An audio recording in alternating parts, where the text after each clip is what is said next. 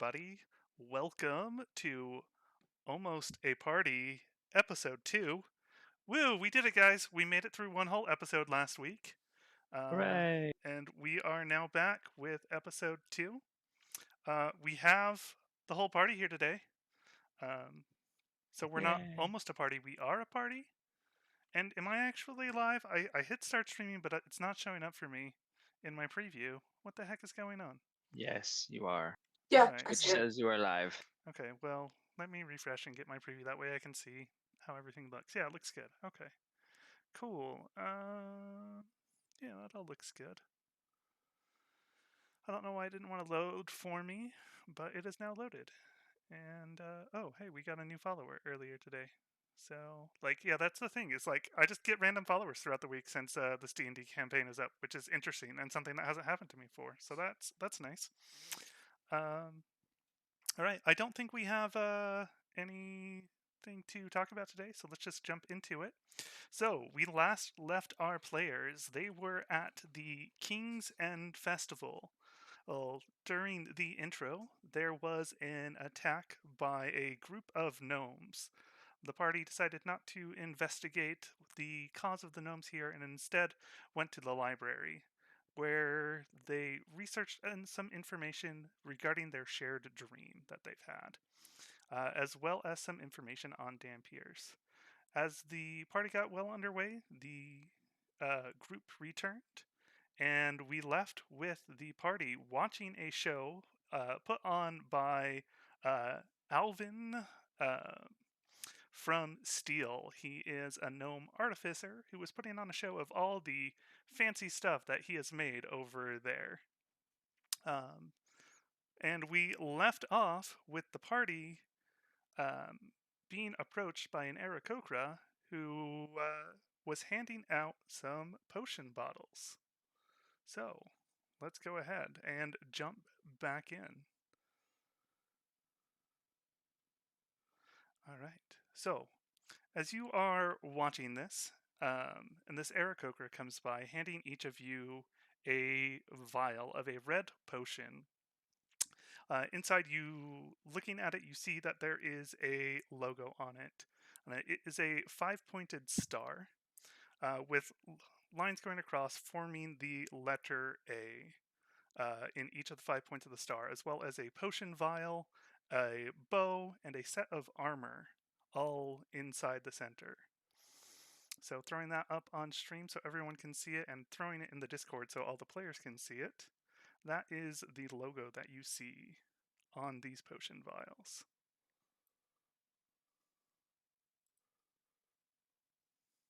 Seth will examine the potions. He has some expertise in alchemizing. Can he make some check to check it out? Yeah, go ahead and give me an Arcana check. This feels like deja vu. I'm pretty sure we did this at the end of last session. I think you guys just asked me what they were about, but there were no checks made. Arcana, go. 6. Oh yeah. 6. Oh, and that's what I don't have up myself for me today, is all of that. So let me get that pulled up so I can see your rolls. With a Sometimes that's 6, important. you don't know what this is. You do know that usually the best way to identify a potion is just to take it. I got a 10 on mine, but as the Aarakocra would have handed it to me, I would have said, "Thank you. What is this?" It's just a simple healing potion from our shop. So Arathorn's Alchemy, Archery, and Armory. Feel free to stop on by and grab any wares while you're in town. Thank you. Will do. Is there a shorter way to state your shop's name? Uh, no, it's not that long. Arathorn's Alchemy, um, Archery, and Armory. Like that's not too long to say, right? Can we just call it 4A? 4A. Uh, I'm going to call it uh, Ah, from the back of the throat. um, Well, you might want to run that by Mr. Arathorn, but I'm sure whatever you refer to it as within your own group is fine. Just be aware that Perhaps not just everybody will know what you're talking about. And where maybe in town is your Arathorn. shop? Well, our shop in town today is just for the festival. We have a stand in the center of the town, just a few streets down from here, actually. But our main shop is actually in another city. Uh, And in what city is your main shop? so our city is in Orthrus, so just down the road to the south. We passed through there on the way. Many people do. It's one of the few ways to reach Drusus by road. Do you have the flying machine for sale? The flying machine for sale. Oh, you're talking about no, they are from steel. That's on the other side of the world basically from here, another continent. We don't sell those. So we specialize in alchemy, archery, and armories. So items like that wouldn't be anything we would do normally. Quick question for you. As a forged, I can take um, potions like a normal species, right? Yeah. Okay. And healing works on me the same way it does on other species. I know constructs can't be healed, but I'm the Correct. exception. Forged are You're not not a considered construct. construct. You are considered humanoid. Gotcha. Perfect. So they I did think that you're technically specifically humanoid so living that all construct. the Yeah. healing things would work on you. So, And all the magics. yep. Very good. All right. So as this is going on, Alvin Glitterbelt is wrapping up his presentation. And is there anything you would like to do at the festival? It's about 4 in the afternoon as this presentation is wrapping up. And the festival does go till the day at sunset. The festival switches from the King's End Festival to the New Year's Festival. If Alvin Glitterbelt is like exiting the stage, I would like to try and go talk to him if I could. See if I can make my way over. If that's something that's if he's not like taking off behind the stage, if he's like going off the side, like if he's available. So I mean, behind the stage is relative because the stage is set up in a center and everybody kind of circles around it. So, from your perspective, yes, he is going behind the stage, but given that there is no real behind, um, It's kind of like a dais in the middle of everything. I get you. yep, Okay. Yeah, I will see if I can make my way over to him. okay. So, yeah, you can definitely cross over to him. As you approach, he just kind of looks you up and down for a moment, turns and looks at his other Warforged that he's brought along with him, looks back at you and goes, "Refurbished?" Um, no, my name is Ore. I am impressed in the forge that you have on stage with you. Is this your creation? No, no. I am just the messenger. So, I work for my father. He is the inventor. I see. And then I'll turn to, I think it's 3 is the name of the Warforged that he said was next to him, right? So 3 is the one that was in the cart and gone. This one's name is 5. Oh, then I had those written backwards because I had 5 taking off in the horseless carriage. Greetings. You said your name is, um, he said your name is 5. Is that correct? Correct.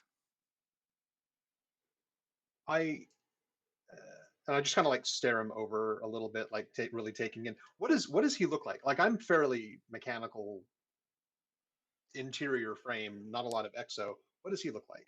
So he is very smooth metal. He's got a few joints, and he's purely gray in color. His head is very well shaped to be like a human. So very human, like in appearance, just clearly made from metal. Very iRobot. Yes. Gotcha.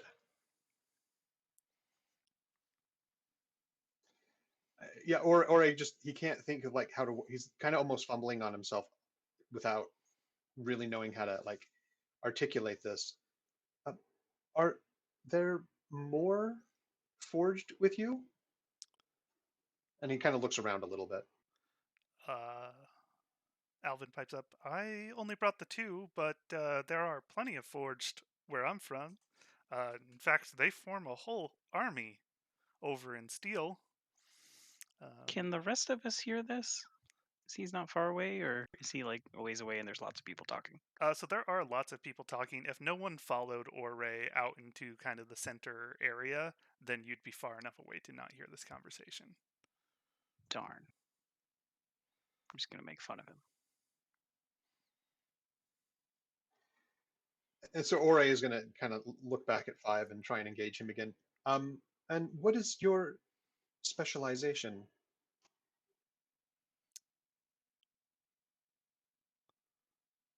Five's going to look at you for a moment and go, specialization. I was under the impression forged were created for specific purposes. Oh, I transport the equipment. And you can see he's folding up the human kite, as it was called, and packing it away.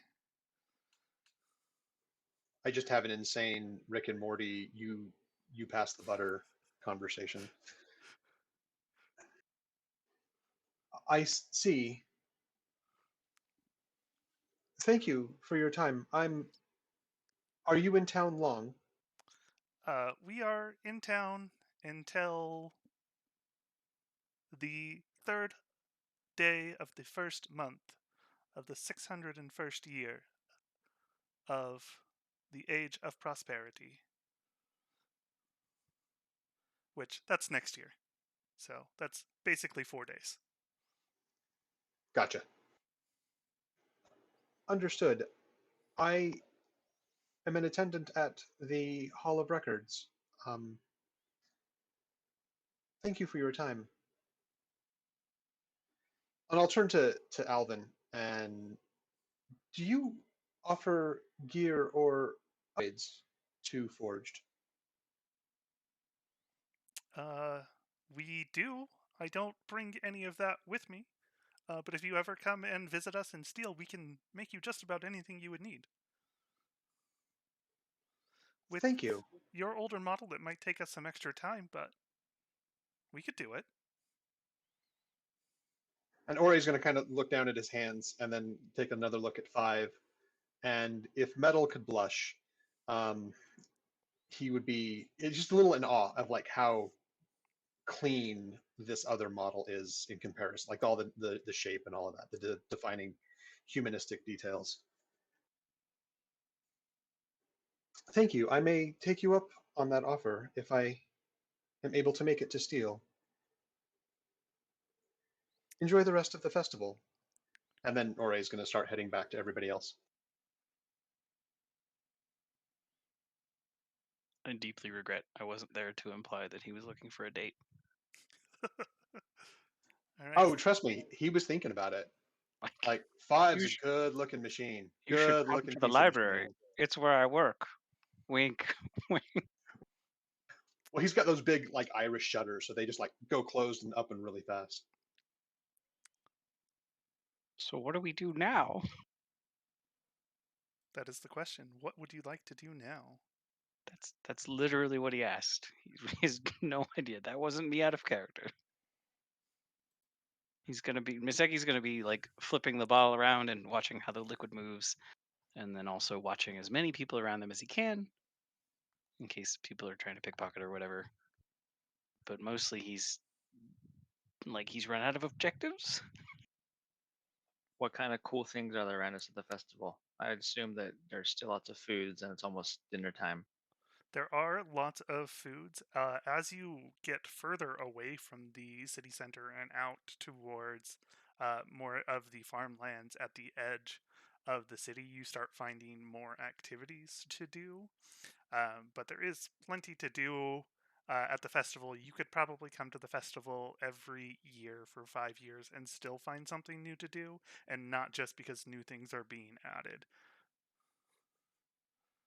Hopefully, being attacked by gnolls is not every year thing. Yeah, first time for everything. And to recap from last session, the counselors are all off somewhere safely now, right? All of them but the three who are in charge of running the festival and making sure that it runs smoothly. But they have 3 bodyguards each on them right now, anytime you see. And you can go approach any of them that you would like for information. That is one of the things that is their directive. And so it is the Grand Counselor, who they will always be one of the ones to do it. And this year that is Marble, the Tabaxi. He's an orange Tabaxi. And then there is also Rorgo Reed, who is a half orc. And then there is Counselor Glittercoss, I believe is his name. I can't remember his first name right now. And he is a gnome. Gilcos Gleaming Hand. I was close. Gleaming Hand. Is he the counselor for Steel, or is he something more local? No, so Steel is on another continent. They actually don't send their counselors to this. So he is from Mint, which is a city basically in the center of the continent of Haplorini, which is the continent that we are on. There have been petitions to move the festival to Mint because there's a lot less travel involved for most of the counselors that way, because it's a lot more centralized. But Drusus is significantly larger than Mint, and it can definitely hold this festival. So Seth is a little overwhelmed still with all the people everywhere. He's kind of just on overload mode. So he's gonna walk around with the rest of the party and then kind of just grumble and mention things like hungry as a rock and stuff like that. All right. Elandiel, as you are watching this show, you see walking into the center as it ends a familiar forged who goes up, has a conversation with the gnome, and then eventually walks back to the spot he was in the crowd. This is who you helped save from the gnolls when they attacked. I want to go over and check out how they're doing. Been patching up at people all day from that, and it's nice to see somebody walking around. All right. And then if you want to go ahead and give us a description of your character, because I did kind of skip that last week, because I was still hoping that you would show up, but if you want to go ahead and introduce yourself and give a description of your character as you meet the party. Yes, I'm Elendil Amikir, High Elf Grave Cleric, servant of Arenwale. He has dark black hair, fair-skinned, and green-eyed. Average height, very slender build. People see him, and it's not uncommon for people to comment on just how slim and lacking in presence, I'll say. Not a very large build.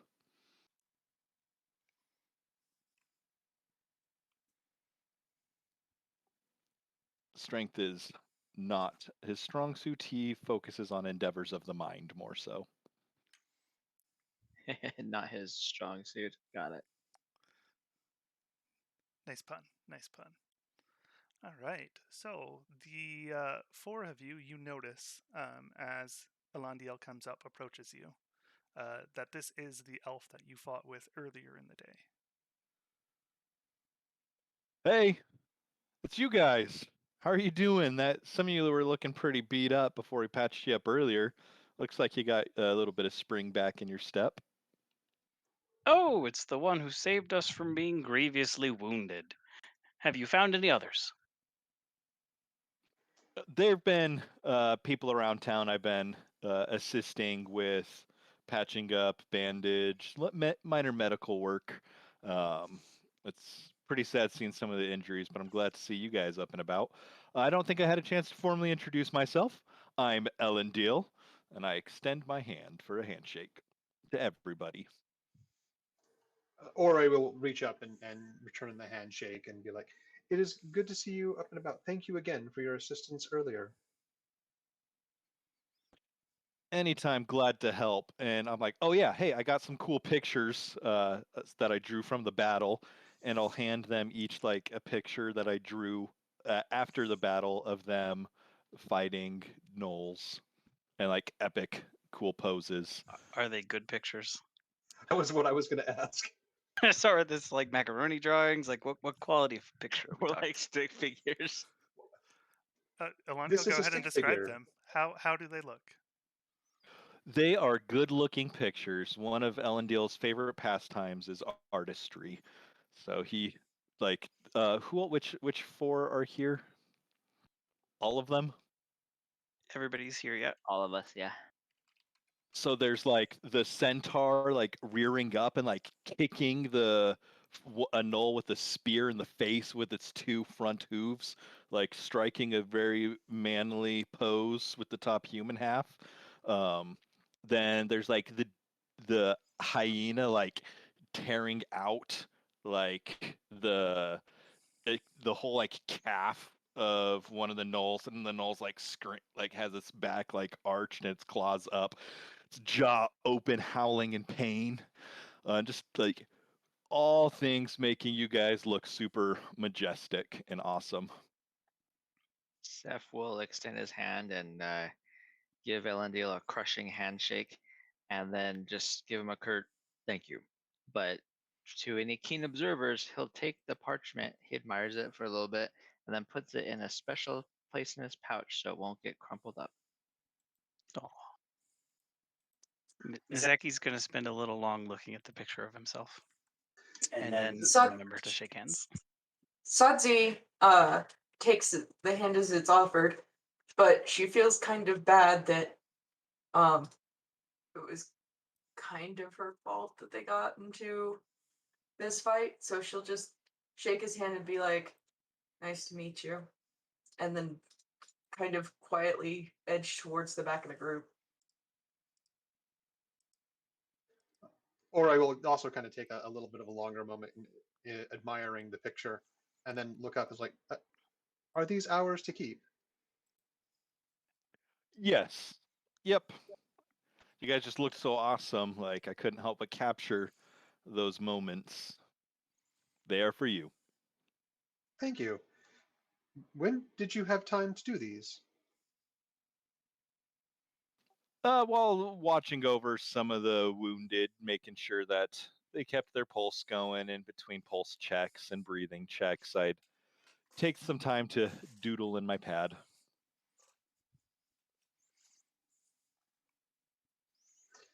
The quality is exceptional for a sketch, and he's looking it over a little bit. Your line and composition are very good. The shading here is very nice as well. I like the technique that you have used. And then he will also like pull a book out of his pouch and then put it within the cover of the book and then put the book back. Is this all of your first times to the festival? It's mine, and I've got to say, this place, aside from the Null attack, is crazy. There's so many people. Have you seen all the different foods they have? Like, I'm pretty sure I saw like I don't even know what it was, but it was something from the water. There had to have been like a 12-legged octopus or something. I don't even know. This crazy.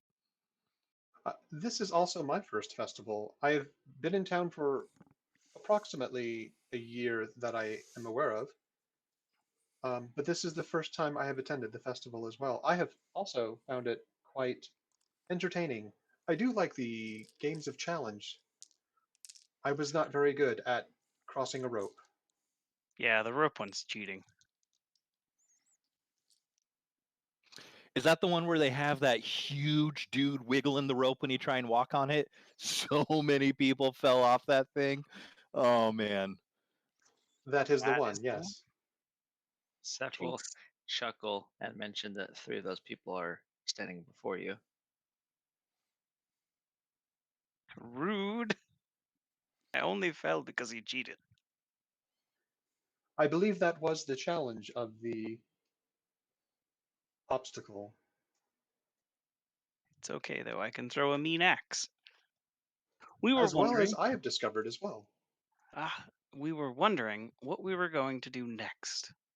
Would you care to join us in wandering around further? I'm open for the evening, yeah. Mizeki did not put away his drawing. He is going to be showing it to people because he's amazing and he needs other people to see that he's amazing, and that's important. Hey guys, check me out. Look at how cool I look in this drawing. And in real life. See this drawing? It's me. All right. As you are having the conversation, the horseless carriage has returned, and the two Warforged and the two gnome who put on the show are beginning to pack everything away. In addition to the things that they brought along, you notice that they are also packing away the stage that they did their performance on. Are Yeah, they packing away like a normal stage, or are they packing it away like some sort of weird folding contraption? Like a normal stage. I am not impressed.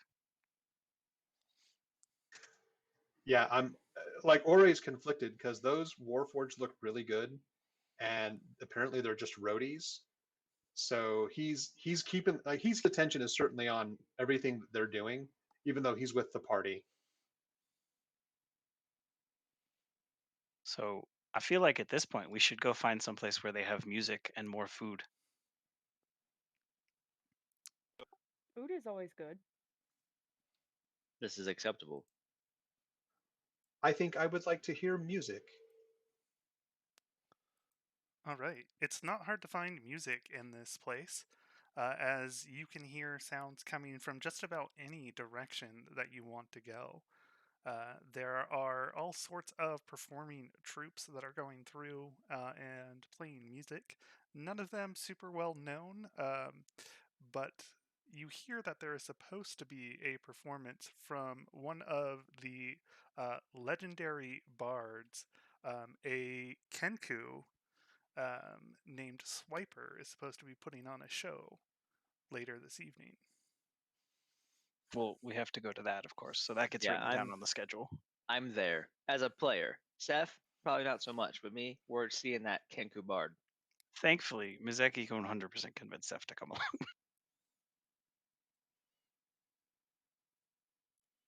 So I feel like unless anybody has anything specific they want to do, we're probably gonna like wander around, eat some food, enjoy some music, and then try to get to the legendary performance.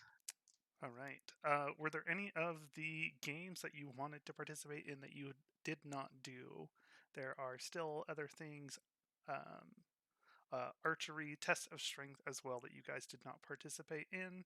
Anything like that, or do you just want to go enjoy the festival, enjoy the music as that's going? Is there anything that's sleight of hand related? No, there is nothing that is sleight of hand related. This is Didn't we because they're skip? cheating. There was like some dice games when we first left. We were gonna There's do it, and we gambling, skipped yeah, them. but I don't think it was an official thing. I think it was just people Yeah. gambling. I mean, Seth at this it's point is getting kind of semi-official. hangry. So you would be surprised at how much energy it takes out of you to transform into a hyena. So he's pretty hungry. So he would gently, well, gently for him, which is pretty forcefully in the eyes of everyone else, suggest that we go eat. Is there any place we can get rock candy? Any place that you can get rock candy. because the idea of Seth eating rock candy is hilarious. So What is this rock candy you speak of? It is refined Rocks. sucrose from vegetables, No. It's refined over heat rocks. until it becomes crystallized. It's made of rocks. They come from the ground. You eat them. They're delicious. Special rocks, though, not normal ones, of course, because you wouldn't eat a normal rock. But these are special ones. Seth raises his eyebrow at Mizeki and then nods to Ore. Find me some of this rock candy. I got it 18. all right. So you look around for a bit, and eventually you do come across what you know as rock candy. It is being sold by a group of dwarfs, but they call it gem candy because it looks more like gems given its colors than just a standard Are rock. these dwarves like from the High Throne of Bedrock, or are they from a different clan? They are from the High Throne of Bedrock. However, these are dwarfs that reside above ground as opposed to below it ground. As we approach, Seth will turn to Mizeki and go, "Ah, gem candy." They're called minerals, Seven.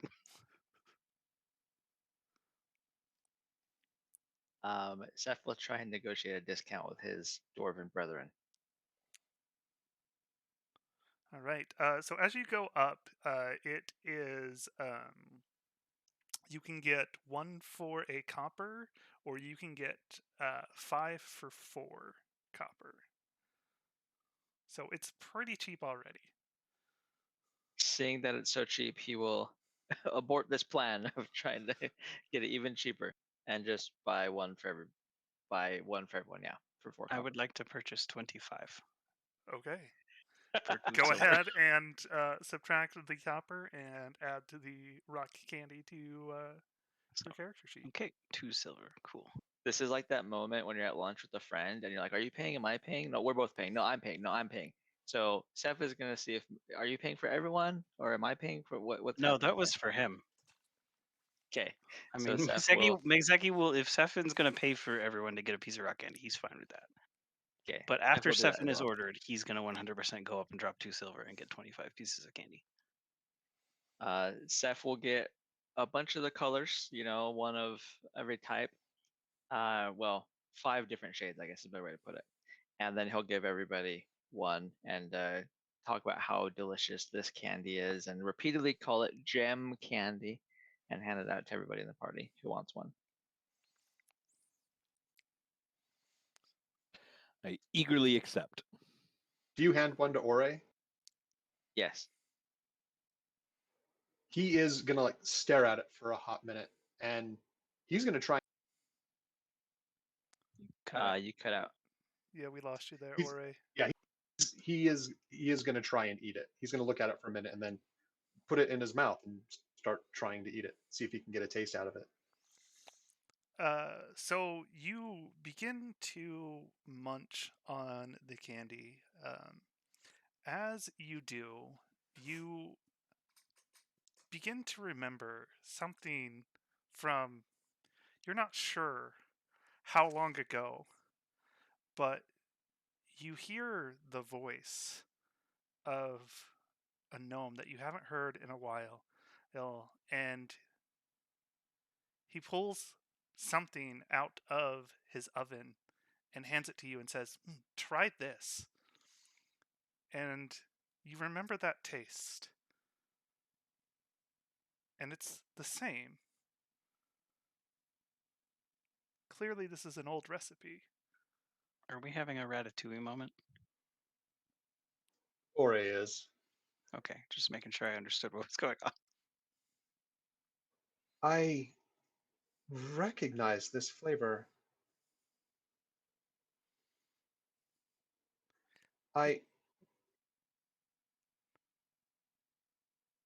It's a peachy flavor.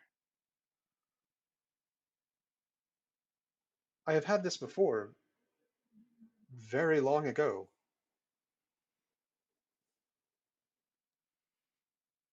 I recognize that in that memory, that is Jensen that I'm remembering, right? Yes. Jensen used to make this. I have no clue who Jensen is, but yes, this is quite delicious. We love eating it back under the mountain.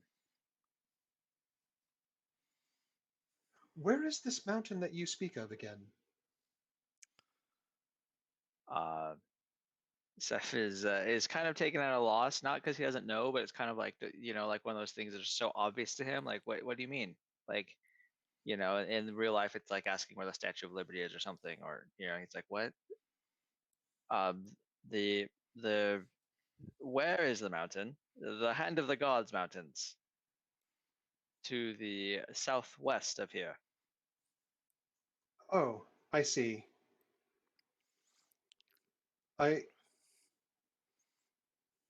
I was thinking of. I just had a memory that, and it was making me think of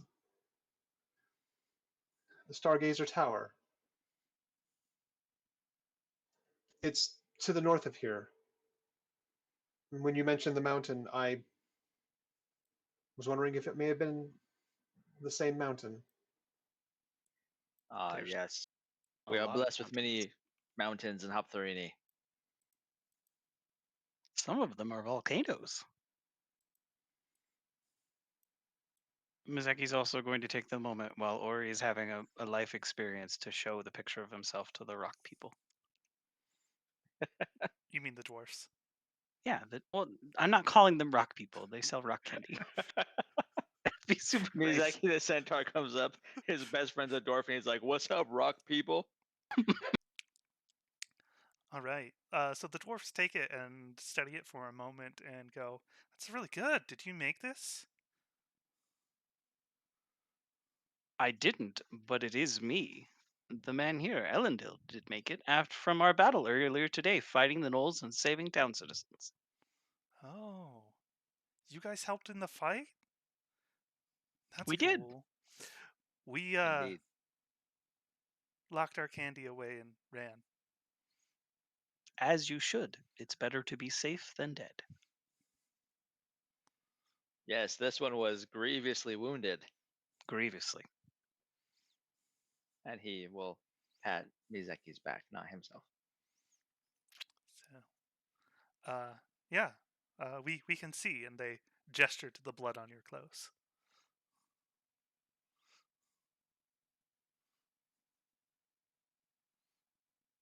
It was just a flesh wound. You should have seen him going, man. It was pretty impressive.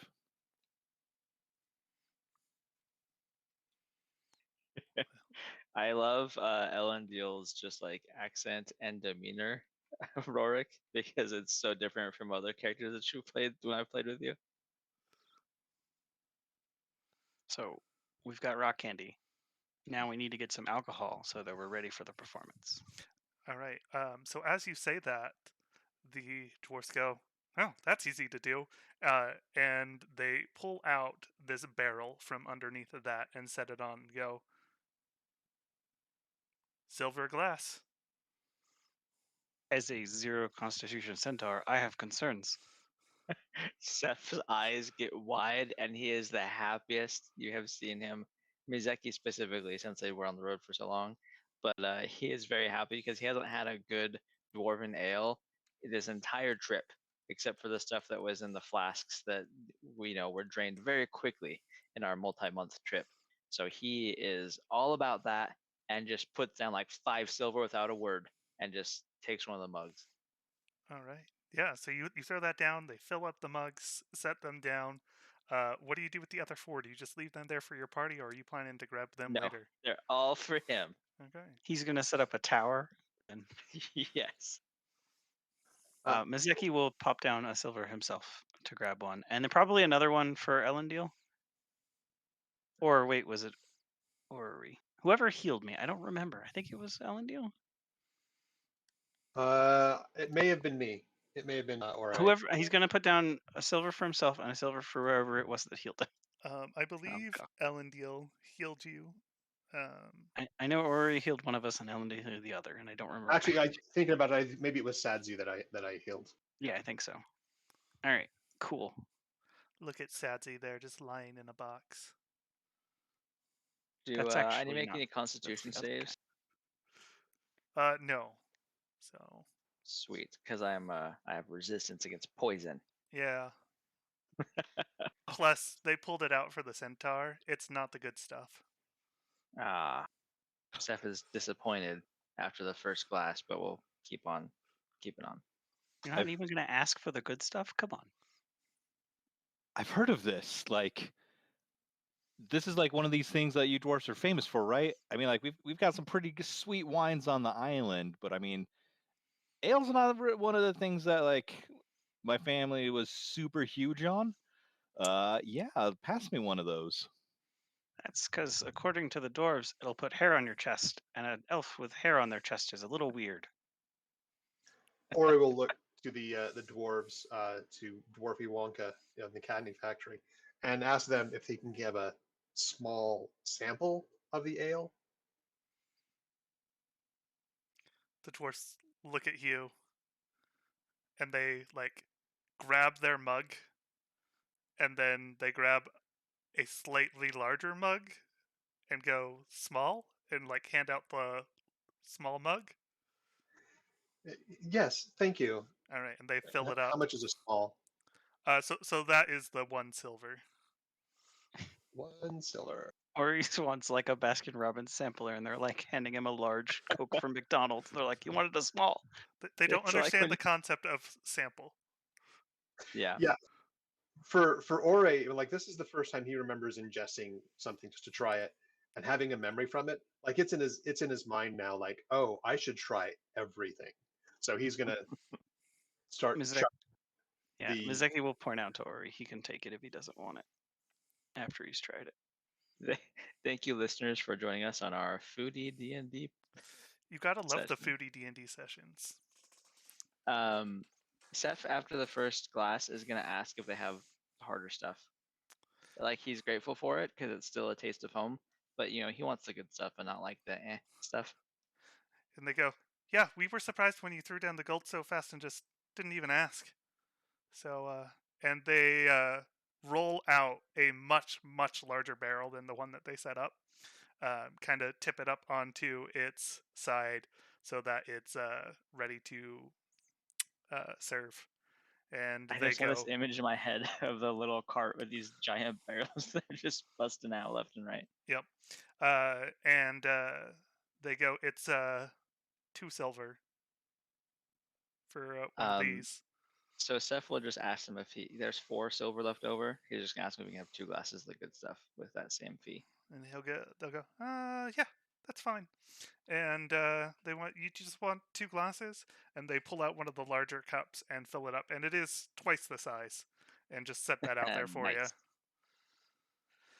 Seth will just be in pie in the sky. All right. Mizeki's gonna get one of those too. He'll put down the money for the nice one. Okay. Are you doing the large one at 4 or the small at 2? Where he's gonna get exactly the thing that Stefan got. All right. Only one of them. 4, yeah. Okay, Mizeki, I'm gonna need you to make a Constitution save. I'm here for it. Meanwhile, That's a Safi's been 1. watching all this going down and not partaking herself, just kind of laughing at how enthusiastic they are. All right. Can I help him with some friendly camaraderie and carousing as he tries to drink this massive dwarven ale? All right. So you watch as Mizeki begins to chug this thing. Not entirely sure why he's doing it. And you go to stop him and interrupt him, but just as you do, you see that he begins to sway and he stops drinking and he just kind of stands there for a moment, and then it just all comes right back up. Amazing. Now I can eat more food. I grab my holy symbol and mutter some words, and 4 lights start spinning around his head. That's very rude.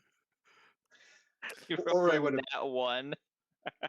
Yeah, he nat one that with his 0 con modifier, so Yeah, it's a good day. you cannot hold this dwarven ale. It's fine. I can eat more food now. It's the Roman way. Steph will just bust out laughing. And it's like a deep, very hearty laugh. And he finds it hilarious. Was it Mazeki who asked Ore if he didn't want that, he would finish it? That was the one that was nicer, or the weaker one. Yes. So Ore would have taken one sip and instantly handed it off back to you. Ore didn't get a new memory with the ale, did he? No, you did not. You're Yeah, just going to be licking things now. Yeah. I'm going to taste test the entire place just to. Do you have a sample of that? It's going to be Baskin Robbins 31 flavors. I'm going to get a whole Welcome. snow cone. Welcome to Ore's Culinary Adventures. Just goes up and It's licks a gonna be goblin. a Costco on Saturday. Oh goodness. That's exactly. It's got to stop at every booth. I'll take one, thank you. These will be ready in a minute. So I guess I'll try and clear myself out with the weaker one, but he's gonna try again if there's any left afterwards, after he's cleared his mouth. Oh, the dwarfs aren't serving you. Well, no. Did He it- doesn't need to order. Did he drink the entire thing? Because that's huge. You may not want to drink any more of it after you hurled into it. Oh, fair enough. But I mean, you're welcome to. I won't stop I mean, you. I don't know. His I- torso's not fully attached to his body. I don't know if he moved his arm out of the way. Like, I don't know how you like to drink your ale. Maybe you like it dirty. Ew. Yeah, if he's vomited in it, he won't. He'll toss it out. I mean, like that's a shame. It tastes like the underside of your butt after our travels, Stefan. How would you know? We're not going to go there. I'm just saying, the smell tells you a lot about it. It's magnificent just the way it is. And Stefan will drink more. All right. Probably so much to the point that as the party's trying to move on, he's still like on his second one, just like trying to drink it. He's like, one moment, if I can get his voice right, one moment, and just like continues drinking, and then he'll like scamper with his little legs and try and catch up. Every time I look to my right screen, I see Nomies and I laugh again. Just don't look to that screen. That makes that easy, right? What up, my Nomies? I want to go to a gnome village sometime and just see a gnomey gang. Right? Well, Oh, you'll just that'd have be to so find funny. the gnome village. As you know, there aren't that many cities that don't have at least 5 different races. So knowing a gnome-centered city might be tough. So A Nomie gang of rapscallions. all right. So, is there anything else that you guys are looking to do in the meantime? A couple hours have passed, and you can see that the sun is starting to set in the sky. Let's go And hit that bard. Yep. Yeah, Sati's been keeping out an eye for a vendor selling meat and hoping she can convince them to give her a rare cut. oh yeah, that's easy to do. There's plenty of different meats being sold. Is there a specific cut of meat or animal that you are looking for? Humanoid centric. Mostly just bloody. Yeah, you can get that pretty easily. There's lots I'm- of cows, and they cook the meat to order. So if you order it raw, they'll give it to you raw. I imagine some of the Leonin probably eat some raw meat occasionally too. Oh yeah, there's plenty of races that do. I mean, Tabaxi eat raw, so it's not uncommon. That's why they're willing to give it to you at whatever you order it for. They trust that you know what you're talking about. Yeah, Ore will like see Sadzi order a little piece of meat and be like, "May I try a little piece of that?" Or is your friend at the table who never brings his own food. And it's always like, hey Asshole bro, stealing my try a little fries. bit of that. Just a Meanwhile, taste, Sati man. That's all I want. A looks at resident Ori and goes, Spiegel. fine. Cuts off the smallest piece she can with her claws, and then turns away from him. Yeah, Mizaki's Ori's gonna gonna find a place to skin himself. yeah, he's gonna try it. He's gonna ingest it and see if it triggers a memory. Like he's on a quest now. Like that's his whole point. It's like I want another memory. We're gonna find a lich and he's gonna lick it. I remember this. Yeah, that would be the only thing Mizeki would seek out, would be a place to like have a quick wash.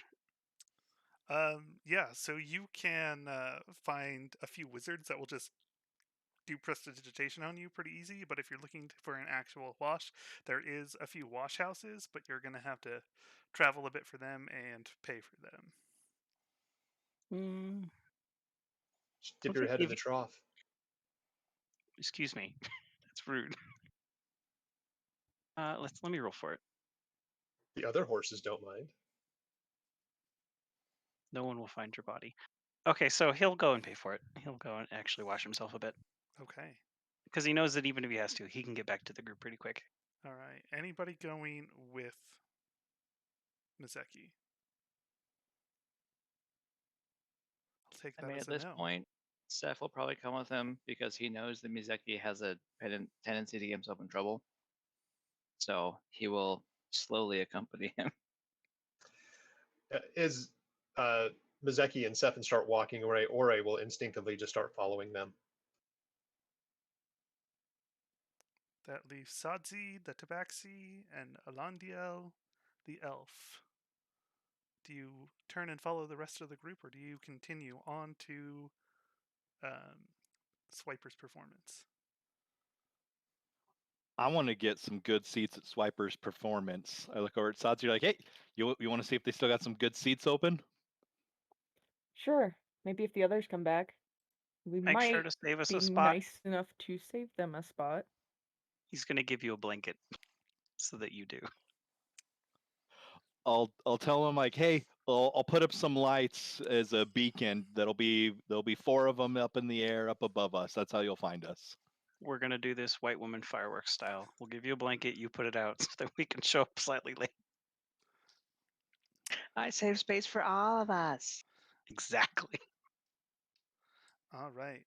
So you make your way towards the edge of the residential district of Drusus, where the performance is being held on the outskirts of town. And you get there, and the performance has already begun. There is just a lone Kenku on stage, and he has several instruments all across the stage, but most everything he is doing with his voice, using his mimicry ability to communicate the sounds. And so a nice rhythm gets going, and you hear the various sounds, like you're out in the middle of the day on a busy road, and you hear the hoofbeats of the horses as they pass by, and you hear the sounds of conversation, and it's pretty good. And you kind of look around, nobody is talking. I mean, this Kenku is making all of this sound by himself. Eventually, you hear the cries of what seems to be panic and fear going on, and then you see him pull out a sword and begin to mimic fighting, and you hear the sounds of swords clashing together and swords swishing through the air, and then you hear the sound of him dying, and you see as he falls to the ground, wounded. Everybody begins to applaud. He stands up, Yeah! Yeah, boy! That was moves intense. over to the drums, and begins to play a nice steady beat. Dun, da da dun, dun, da da dun. And then his voice chimes in, and it is the sound of howling wolves. And this goes on for a while, and everybody is just kind of getting into it. Eventually, it transitions into the sounds of a human being attacked by these wolves and the pain and agony of the attack. And then slowly it turns into the sound of the human transforming into a werewolf.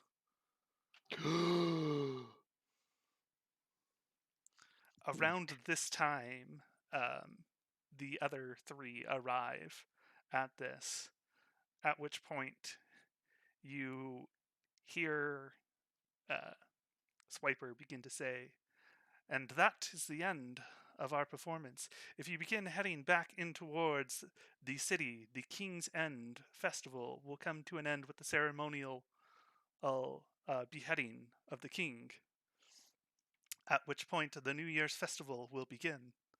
And as this is happening, everybody kind of begins to depart." Seth is pretty alarmed by this. What are what's going on? They're killing their king. Do we know about this? Like, is this a commonly known cultural part of Yeah. this? This is the King's End Festival, yes. Well, yeah, but do we know about the beheading part? Is that normal? Just making sure. You've heard talks about it, but you don't know much. There have been whispers and things about the King's End ceremony, but you weren't sure what it was. This is the most you have heard about it. Mizaki's going to look really concerned also and look to the others and be like, does that remind anyone else of their dream? Yes, What do you that mean? does seem familiar. What do you guys had a weird dream? Yes, we had Yes. some sort of a shared vision of a beheading. Mage's King's here. That is the totally wrong voice. Okay. Seven's having a moment. Yeah. It's the alcohol that's getting to him. He kind of punts his chest a little bit, I imagine. Yeah. He's a completely different person now. Now I have something stuck in my throat. Anyway, he's gonna ask if mages are kings up here. Who are you asking that to? I think he's just asking Just the all of party. us. Yeah. Okay. I don't believe they have kings here since the King's End. Given this is a festival to celebrate that, I wouldn't imagine they'd add one, but I don't think that the Archmage is going to be the king. I don't believe being a mage and being royalty are unrelated. That's I'm not sure classist. they are required of each other. You could conceivably be both. As we look around, does anyone else around us look concerned, or are they all kind of just hyped for this Everybody ceremony? is hyped, so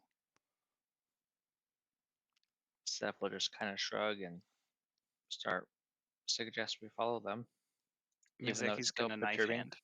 He's gonna knife hand back at Ellendale and be like, "Wait a minute, did you have a dream too?"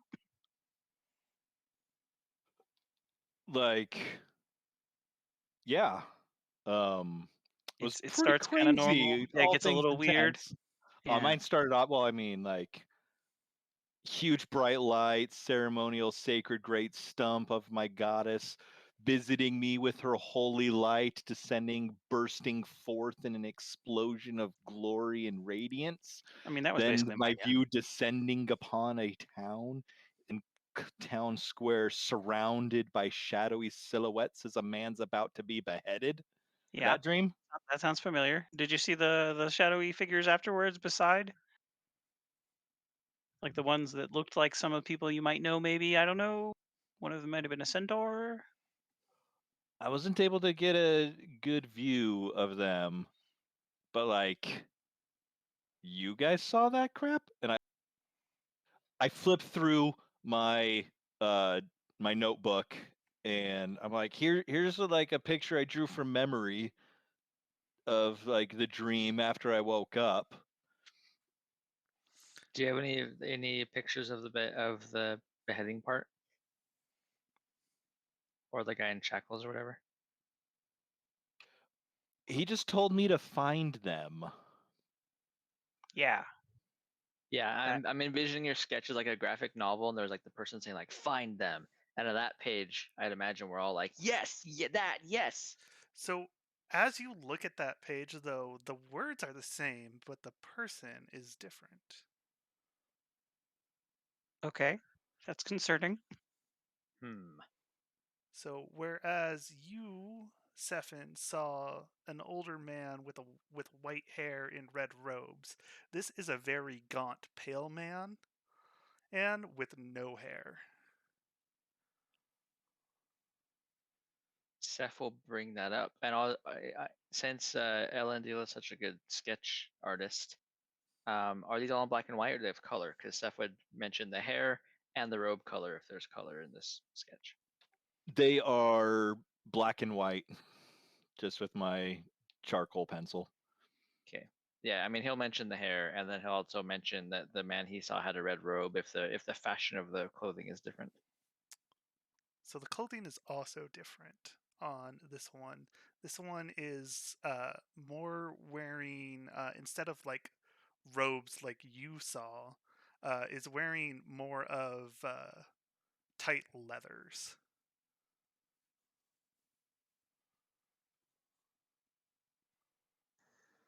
Oray's going to look at the picture that Elandrail had drawn, and because it's hairless, it's obviously not the same individual that I saw.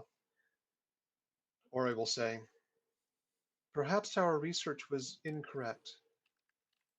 Maybe we should have been researching the history of beheadings. The shared vision may have more to do with something historical. We may need to return to the library." I mean, I feel like we can't miss the beheading. It seems pretty important. Also, the beginning of my dream was basically the same. My goddess came out, right? And that was all exciting. And then it got weird. Did your goddess came out? I thought you saw yourself hanging out with Emmeline.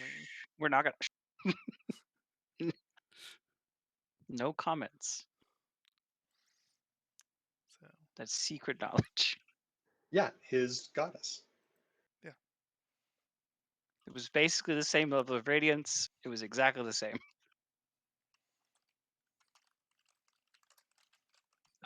Sansi wanted to know if they had a similar dream. I think that they did. Oh, okay. You're talking beside. Okay, cool. It's been a while. Anyways, that Kenku performance that you guys missed was crazy. Did you know that like they could do multiple sounds at once, multiple voices, multiple ambient sounds, battles? I've got a couple mental pictures. I'll draw some sketches of the crazy battle scene that it did. Amazing. Man, you guys missed out. Yeah, it's a shame that you didn't get to see it. Elendo, can I see that sketch? Yeah, and I flip back to the page in my sketchbook. Okay. That's weird because I definitely saw this guy in my dream, not the ones that the rest of you were describing.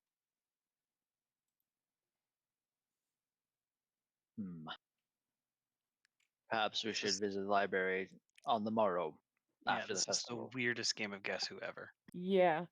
Let's go see what this mock beheading thing is all about. Maybe that'll give us some clues. I tap a random person's shoulder in the crowd that's heading towards. I'm like, so how big's the effigy they do of the king? It's my first time. Pretty excited. So the person that you tap on is a half elf, and she looks at you and goes, "He's normal sized. It's a dummy, and if you're lucky, you get chosen to put the crown on him before the beheading. So, I hope I get chosen this year." And she just kind of takes off excitedly, running towards the city center. Sweet. Yeah. Nothing to be afraid of, guys. It's an effigy. Totally. Let's go. Uh-huh. And someone's gonna put a crown on it. Cool. I hope it's me. All right, let's do it. All right, so you make your way back through the city, to the same area where the initial opening ceremonies were, and to where Alvin put on his show. And in place of the stage, there is now set up a large, essentially chopping block.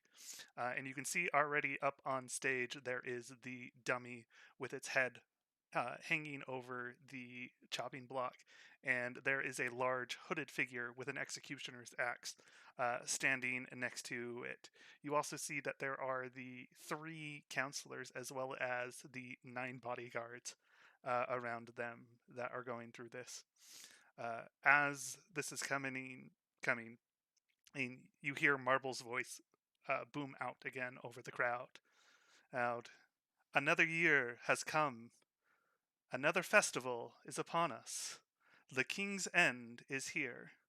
And as the King's End ends, we do it in the same way we do every year, by a ceremonial representation of the last king and their end. Who would like to place the crown on the king's head today? And he looks around as everybody begins raising their hands. Do any of you do so? Definitely.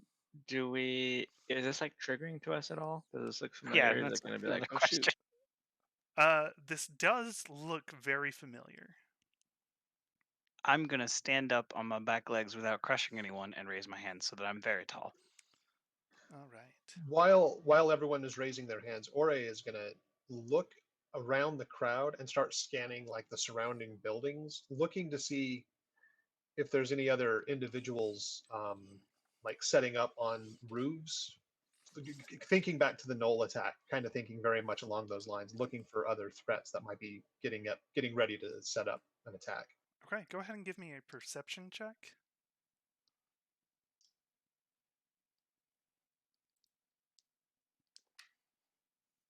That would be a 24. All right. Nice. So you scan the nearby buildings looking for any kind of sign that there is someone setting up. And you don't see anything this time. There doesn't seem to be anybody out of the ordinary. After I kind of do that search of anyone, I'm going to direct my attention back to the stage. I do not raise my hand. All right. So just Mizeki in the group raising their hand? I think earlier Elendil had said that he wanted to. Did you want to raise your hand, Elendil? No, I became significantly more uncomfortable upon actually seeing the thing. Not too cool, not too fond of executions. All right. I've changed my mind upon seeing it. I'm like, oh, no, not a fan of that. So as Marble looks around, he points to a figure in the crowd and signifies them to come up. And you see this small little halfling girl run out through the crowd and up to Marble, who hands her a crown. And she walks over, climbs up the steps next to the chopping block, and sets the crown on the head of the mannequin. And then she very excitedly jumps up and runs down the stairs and runs back into the crowd. And as she's doing, you can hear her say, "Mommy, mommy, did you see? Did you see?" And then Marble's voice booms out and goes, 600 years ago, the final king fell. Leric the Kingslayer fought to free the land from wars, from the ever expansion of kings wanting more and more. With this celebration, we honor what he did for us to give us a better life. Here, we end the kings once again. At this point, you see the executioner raise up the axe and bring it down over the head, separating the head of the mannequin from the body. As the crown clings to the ground, you all smell rain coming. And then you see a flash of lightning go across the sky.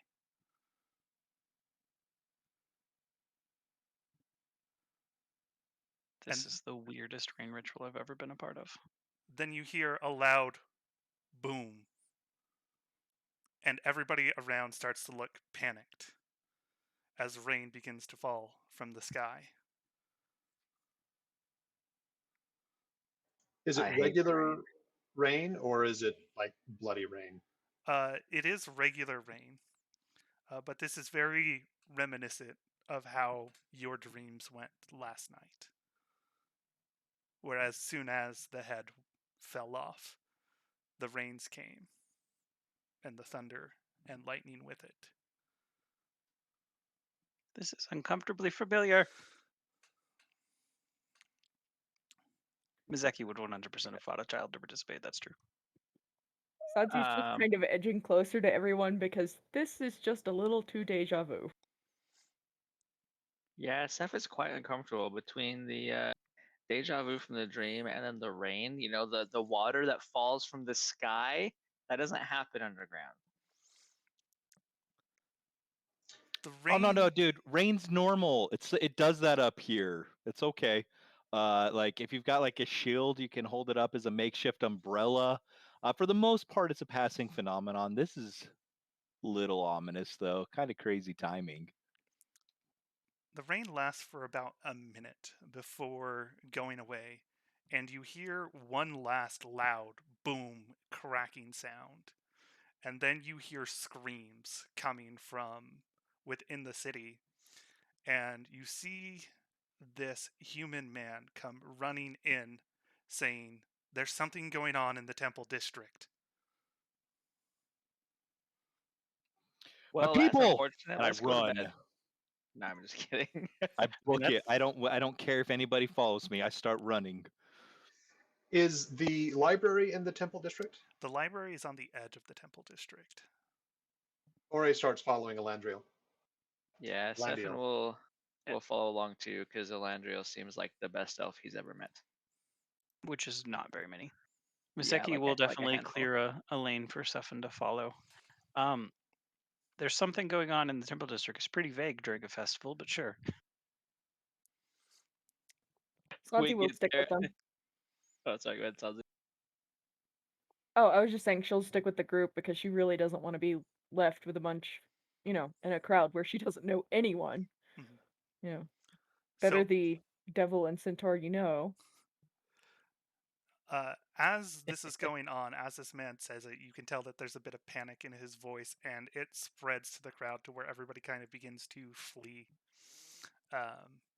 The counselors look around at their bodyguards, unsure, and they immediately begin getting escorted away again. So as we're moving towards the danger, because Everybody that's what else we is do moving now, away. Miseki's gonna make sure to wave his arms and call out calmly, in order, in order. It doesn't seem to have any effect. That's fine. It's the thought that counts. All right. How far away is the Temple District? So the Temple District is on the northwest side of town. You guys are in more of the southwest side of town. So you basically just need to head directly north from where you're at. And are the crowds so they're coming back towards us, or they're kind of just scattering wherever? They are scattering wherever, but none of them are scattering towards the Temple District. Given that you're in the residential district, this is where a lot of the people that live here, this is where their homes are. This is where a lot of the inns and taverns are as well for guests to it. But there's also a lot of that in the shopping district and in the river district. All right, let's do it. How long is it gonna take us to get there? So it takes you maybe about half an hour to fight your way through the crowd to get to the edge of the Temple District. At which point you can see thick clouds of black smoke billowing from a nearby building. As we run towards the Temple District, I go through my head thinking like a religious omen training. Can I make a religion check to see if any of this, like the pairing between the dream and the rain and the perfect timing. If like any omens can potentially give me any insight. Yeah, go ahead and make a religion check.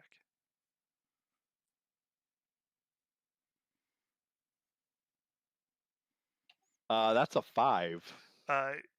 With the panic and the fear that's kind of going through your mind about what's going on, you can't recall the basics of your training, and you're pretty sure this is an omen, Min, but that's only because like everything's kind of crazy right now in your mind, and you're not entirely sure Everything's what an this omen. means. Can Mizeki make one as well? Yes. Because he thinks that everything's an omen. While Miyazaki makes that check, is my mage armor still up from earlier? 8 That's good. hours. Yeah, He that's doesn't quite long. cast it in the morning. He usually casts it he casts it right before the null fight. You cast it right before the null fight, which happened around the start of the festival, which is around 9 a.m. It is about 7 p.m., so it's 8 hours, so I do not believe it is still active. Bummer. You can cast it normally. I could. I got an 8 on my religion check because the world hates me. All right. It was almost a 21. You, again, have no idea, and without the religious training that Elandiel has, you have no clue. You just think, smoke, fire.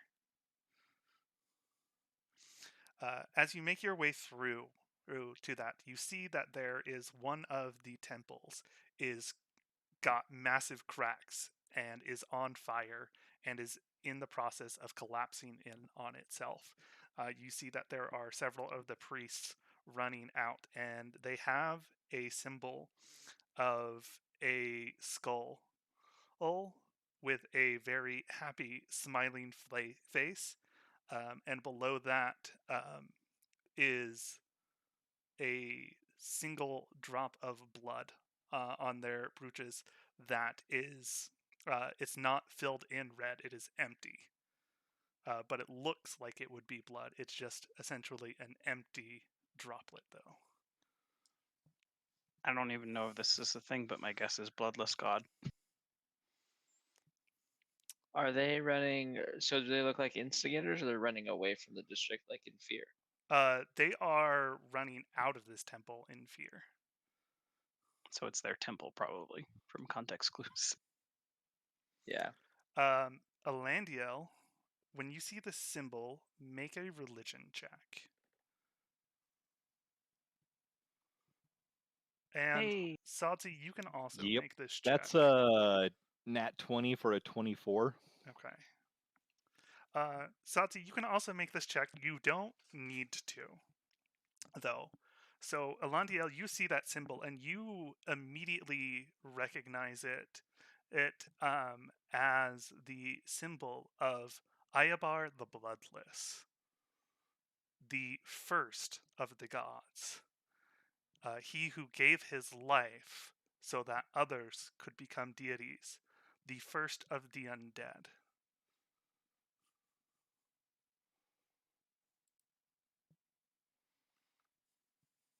Called it. Context clues are great. I don't know who that is.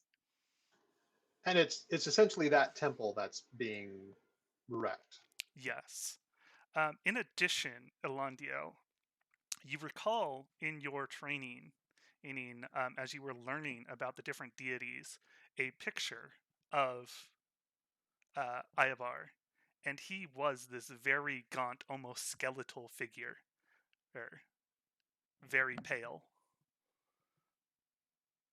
You're fairly certain he was who you saw in your dream.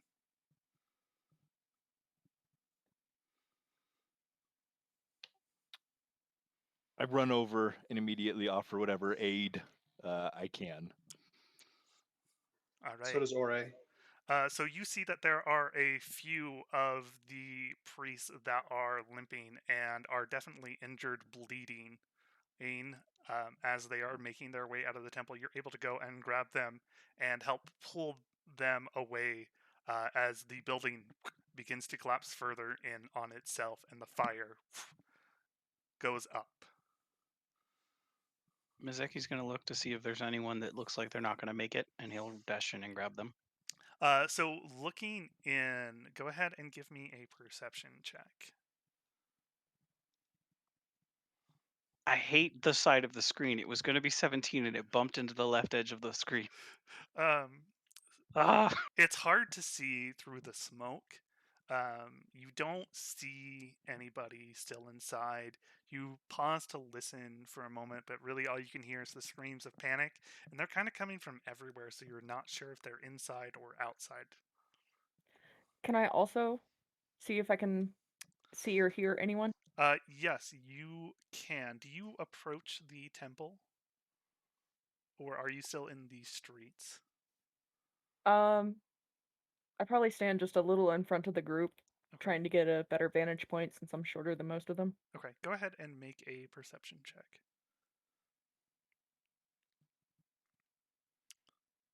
Solid. it's a 20. All right. Yeah, I got a 20.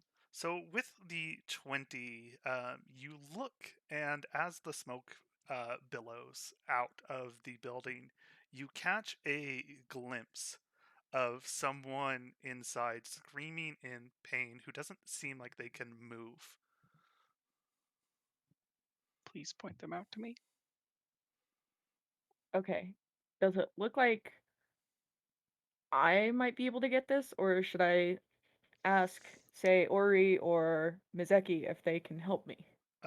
Looking at them, you can tell that they're pinned by something, and so you're going to need probably all of you to free them to get them out from the debris.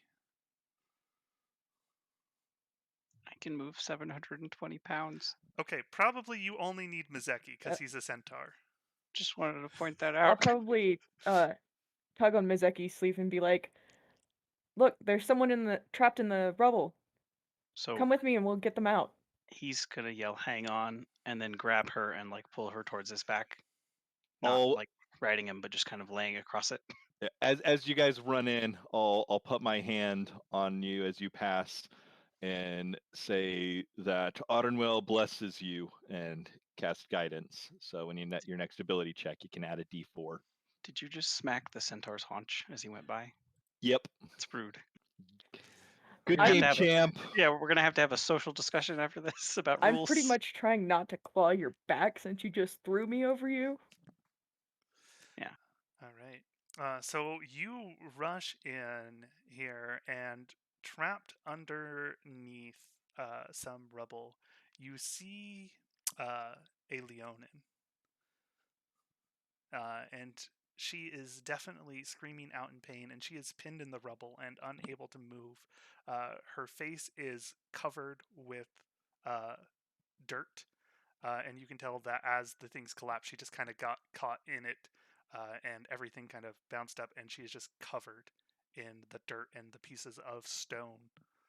So there's not like a bigger chunk; it's just a bunch of pieces, kind of. It's a bunch of pieces. There's a large chunk on top that probably needs to be moved first to free her, but it will probably take some people also kind of clearing out these small bits of rubble.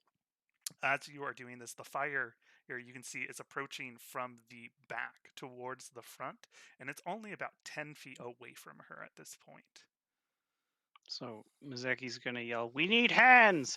and then he's gonna pull out a rope and give it to Sadzi, and then say, "Get this around that," and then I'll pull it off. Seth the will bigger go chunk. barreling in. All right, go ahead and Ori would have gone rushing in as well. give me a strength check, Mizeki, to move the large piece. Again, it bounced off the left side of the damn wall, And and I got a 2. okay. I hate this stupid thing. And of course, I'm gonna be helping him.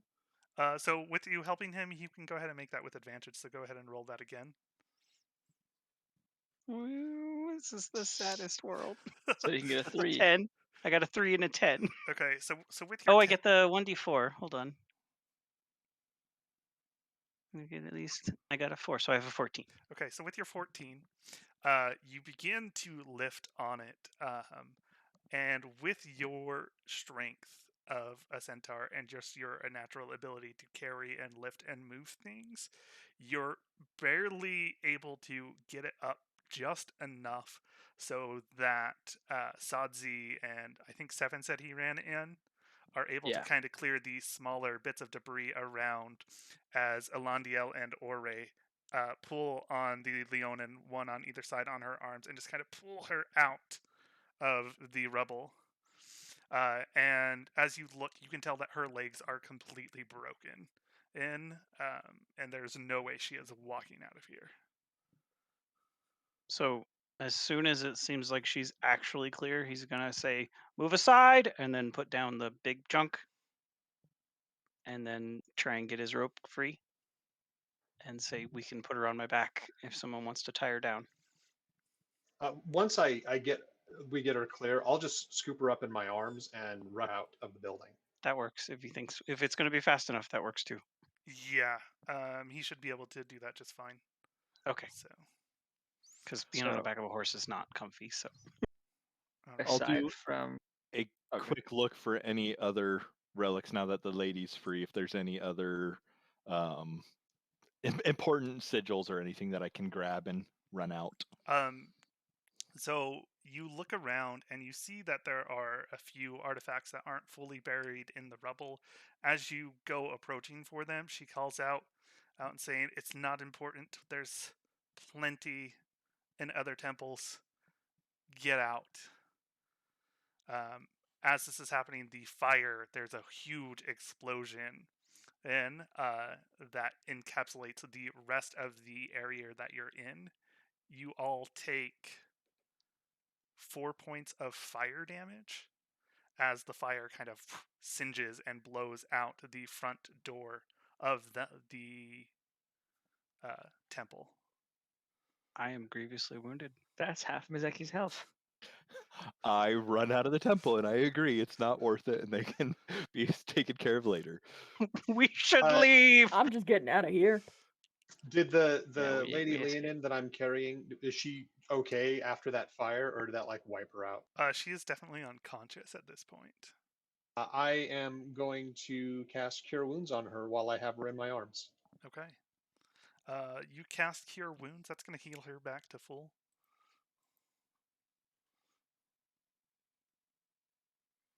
Yeah, definitely. 10 will heal her back to full. Gotcha. And she comes to consciousness, choking a bit on the smoke in the air as she coughs and goes, "Is this heaven? Did I die?" No, this is still the temple district. We saved you from the temple. It exploded.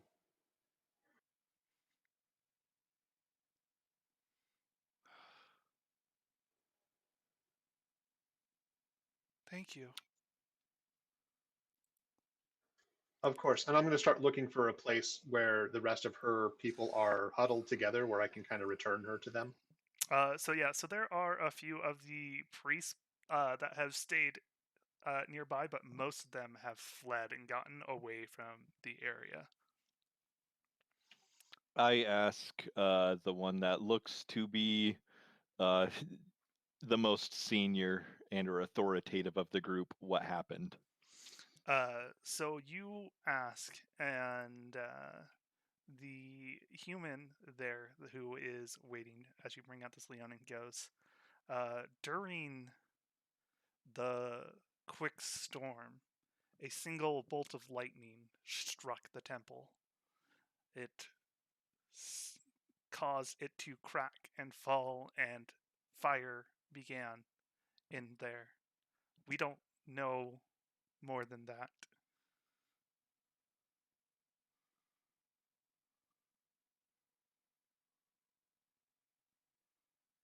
That happened just after the beheading of the effigy of the former kings. Or was that the one after the rain? Because there was the first boom, then like a minute of rain, and then the second boom. It was the second boom.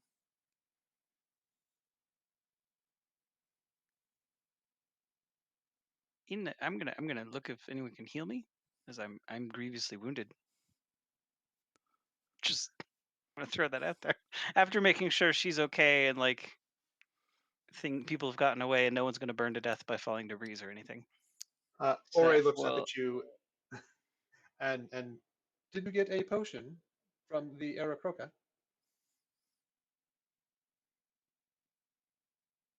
Yeah, Seth will Maybe. hand him his because he can't really drink potions when he's in beast form, anyways. Oh, true.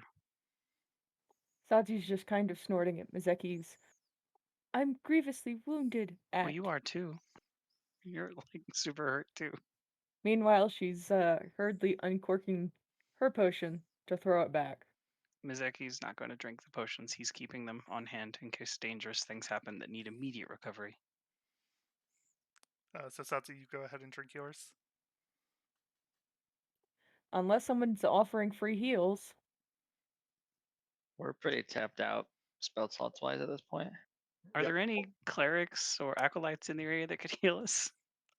None of the priests are clerics here. They are more attendants. The clerics are all out at the festival enjoying it. So none of them are currently on duty.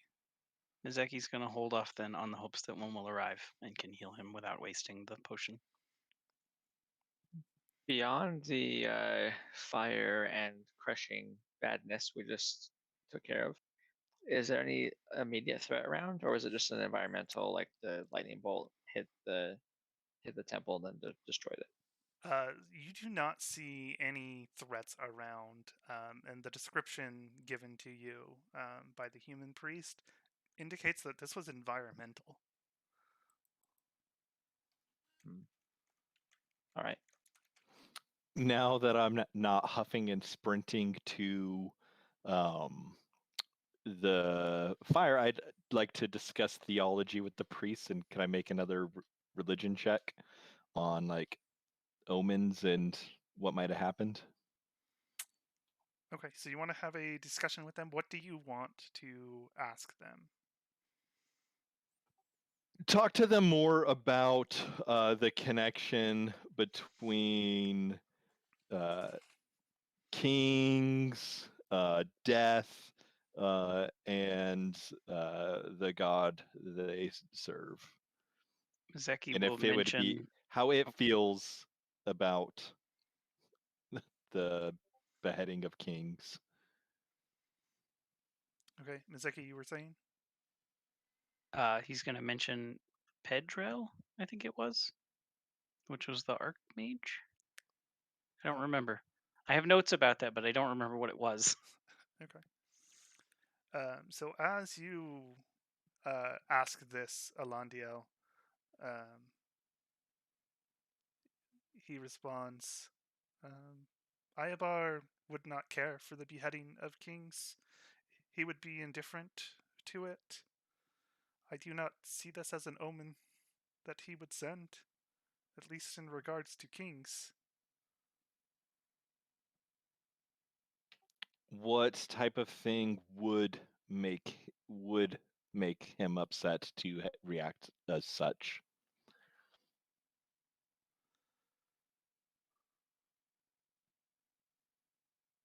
He would react to such as someone rebelling against the gods.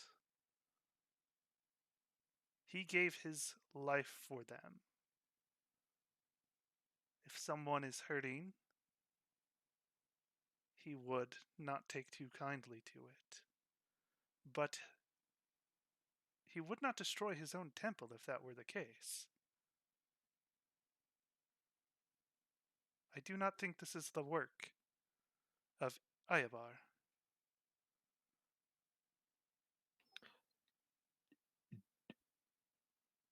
Who does Ayabar have any rivals, or any of the lesser deities capable of attempted usurpation?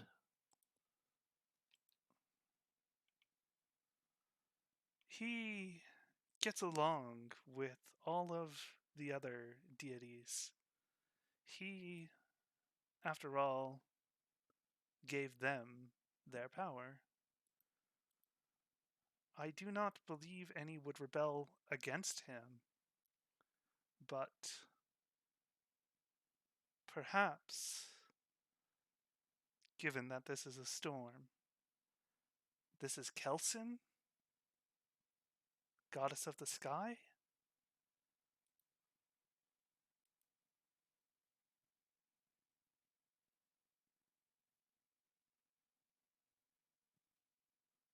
So we've now got multiple gods from our dreams and lightning strikes destroying things. Sadzi, go ahead and roll 2d4 plus 2 for your healing from the potion, and go ahead and mark off that from your character sheet.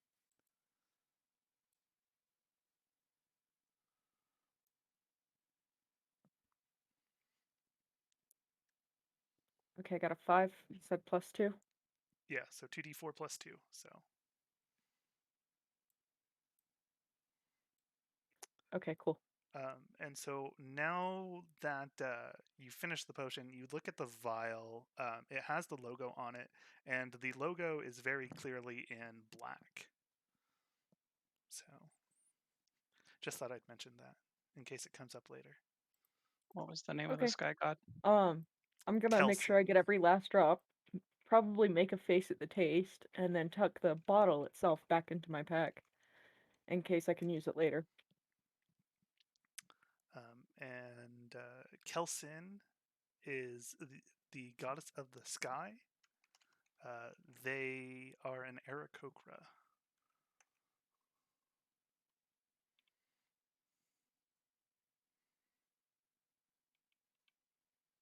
I guess while we have everyone here and we have people who can pass their religion checks, can we go around and check with everybody who they saw in their dream as far as the. Because we've got one of the people is changing for each of us, right? Specifically, one of the people we remember is changing. So, from what you gather from talking of your dreams, Mizeki, Ore, and Sefin, you all saw the same person, and Sadzi and Elandiel saw a different person than you, but the same Okay. person for them. So we think that they saw. Elandiel thinks Ayabar. that he saw Ayabar. Yeah. Okay. We have no idea who. Can we describe the person we saw and see if they know who that is? Yeah. Go ahead. You describe that. Elandiel, as they give you the description, you can go ahead and make a religion check as well.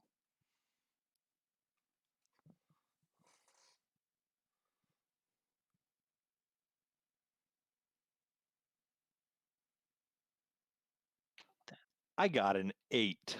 Okay. So the description that Mizeki gives you doesn't ring a bell. But for the priest that you've been talking to, who he speaks up and goes, "Were they elf or were they human?"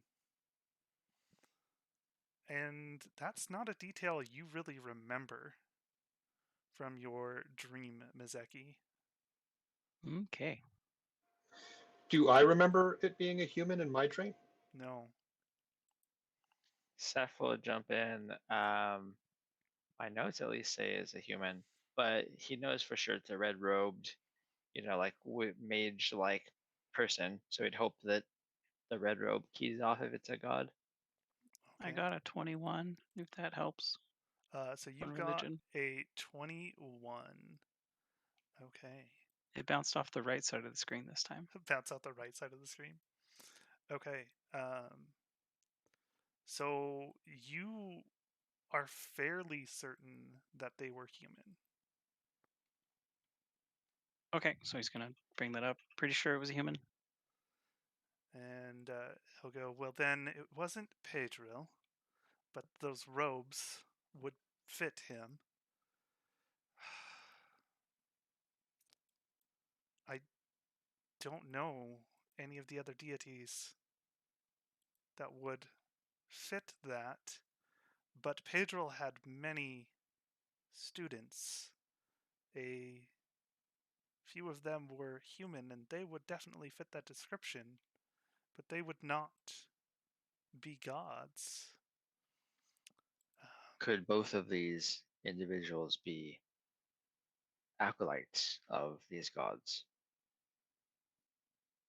That would fit. That's perhaps. I would not think a god to be Being beheaded. killed. Yes.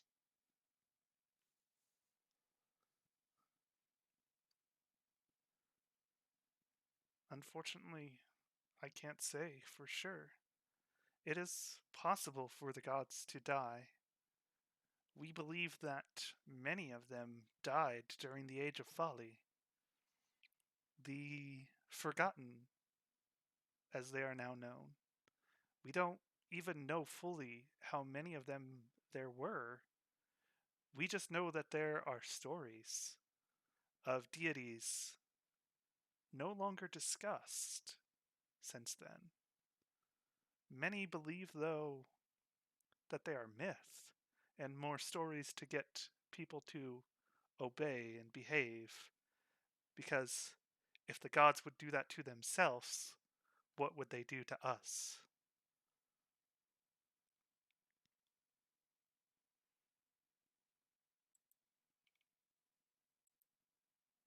I feel like that's enough to look up tomorrow, assuming the library doesn't catch fire. Yeah, what time is it in game right now? So at this point, it is about 8:30 in the evening. The sun is fully set at this point. We should probably go eat and rest. Yeah, hasn't the festival just turned also to the New Year's festival or whatever? It was supposed to. You get the impression, though, that that's probably not happening, given the state that everybody is in. I'm imagining the festival director with all the explosions behind him. It's fine. Remain calm and return to the festival. Yeah, let's yeah, go to bed. Or find like a night snack and then I want to make sure that the Leonid lady is okay Um, because she still has broken legs. yeah, she still has severely broken legs, but she is conscious, in a lot of pain. But she is not dying. So I'm gonna give her a piece of my rock candy. your gem candy. Yeah, rock candy. Okay. It's my rock candy. She takes it and bites down on it and says, "Thank you." Go ahead. Should I bring up the point that cats don't taste sweet? No, it's a lion lady. It's not a cat. Hush. It's different. Right. Yeah. Horses don't also weigh 600 pounds. Elendil will offer to help take the wounded to Otter and Whale's temple, where he's been spending earlier parts of the week to offer their assistance. Okay. Or I will tell everyone I could adjourn to the library this evening and do some research, maybe get a start on it. Meet you there in the morning, and if I've discovered anything, I can show you what I've discovered. That works for me.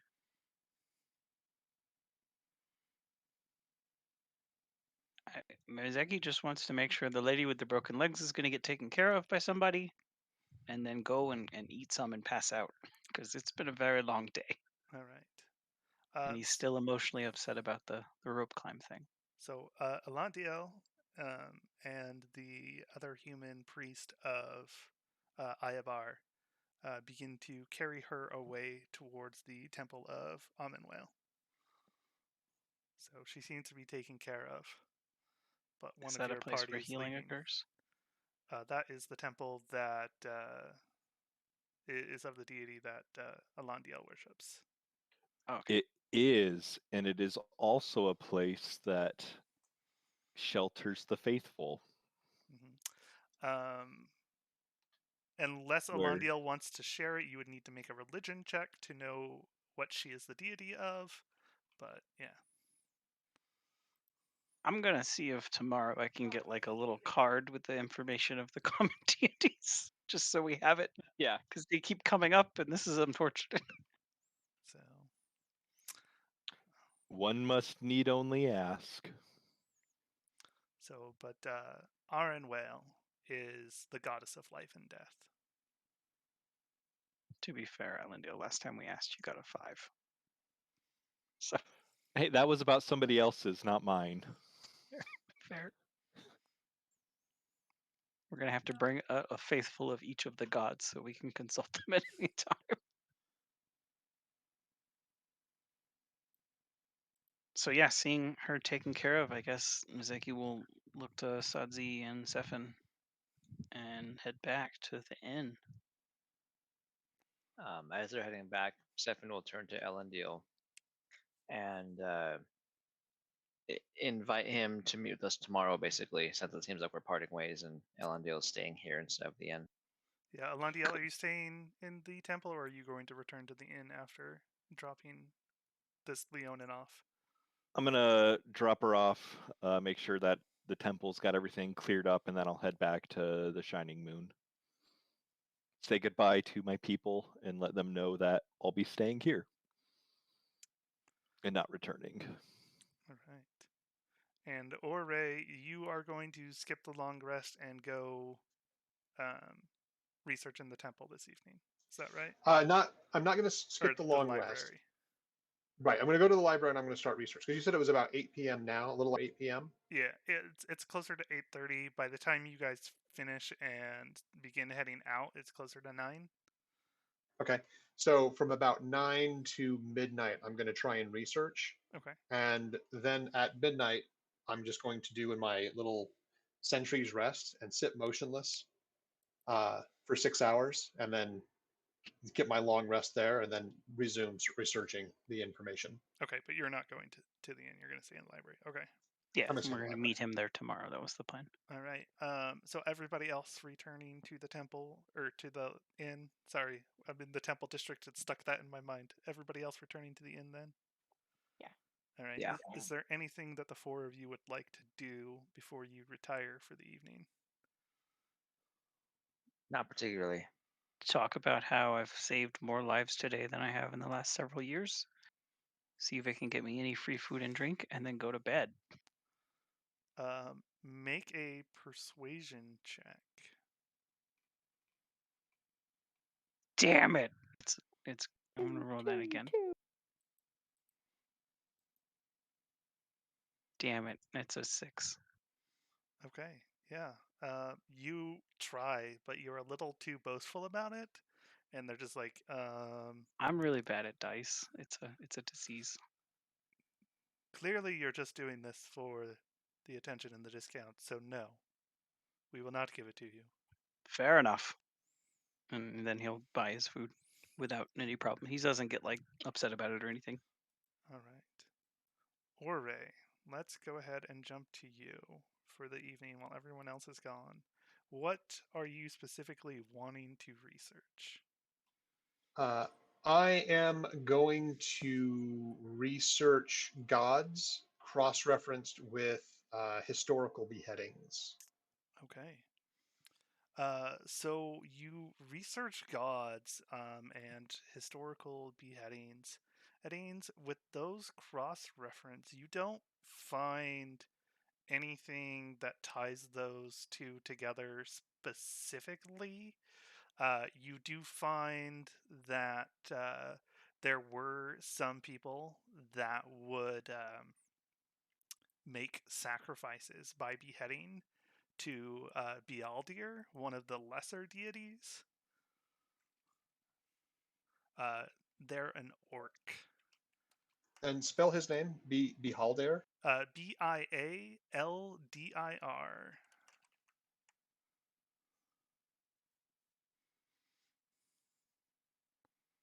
And it's an orc god of what specifically? So he is the god of the hunt. And what were the sacrifices significant of to Bealder? From what you can tell, they were how you would dedicate what you successfully captured on your hunt to Bealder. So Gotcha. So if it was game, they would sacrifice the game to Bealder as a thank you for the hunt. But if it was someone who was like a bounty hunter, it's they kill their prey as to like success. yeah, That's Okay. a bit weird. I feel like those people probably weren't licensed. With that research, how much time did that take to find that detail? so that took probably about 2 hours to find that information because there's a lot of information on gods everywhere.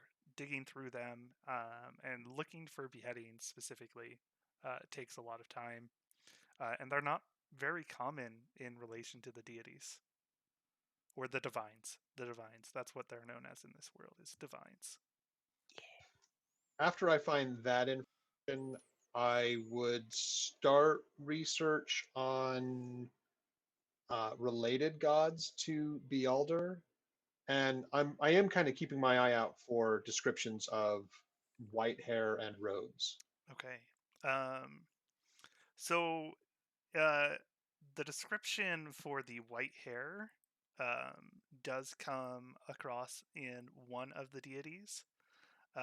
So he is Rotax, Theknus, and he is the god of magic. And he is one of the lesser divines. Rotax Theklis? Theknis. Theknit. Yeah, Theknis. Oh, I was really close. And he's the god of magic. He's a lesser deity or a lesser divine. Yes.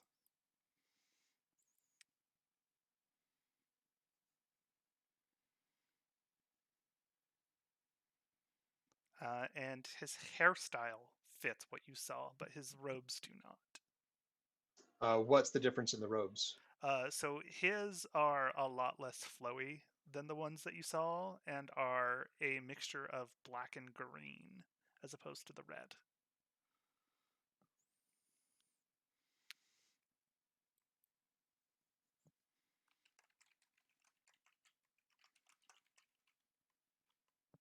Okay, and I assume this is getting pretty close to the 12 p.m. cutoff for me. Yeah. So yeah, as I kind of get to that point and I look a little bit into Rotax Theknis and I kind of discern the time, I just put my back to the wall at right in the same spot in the library where I'm looking this information. I don't touch the books on the table. I just kind of slide my chair back to the wall and I enter that sentry's rest where I'm completely aware of what's going around. I'm just sitting motionless for 6 hours. Okay. As this is going on, your books get put away. Not unusual for that. The morning comes. Everybody can go ahead and take their long rest.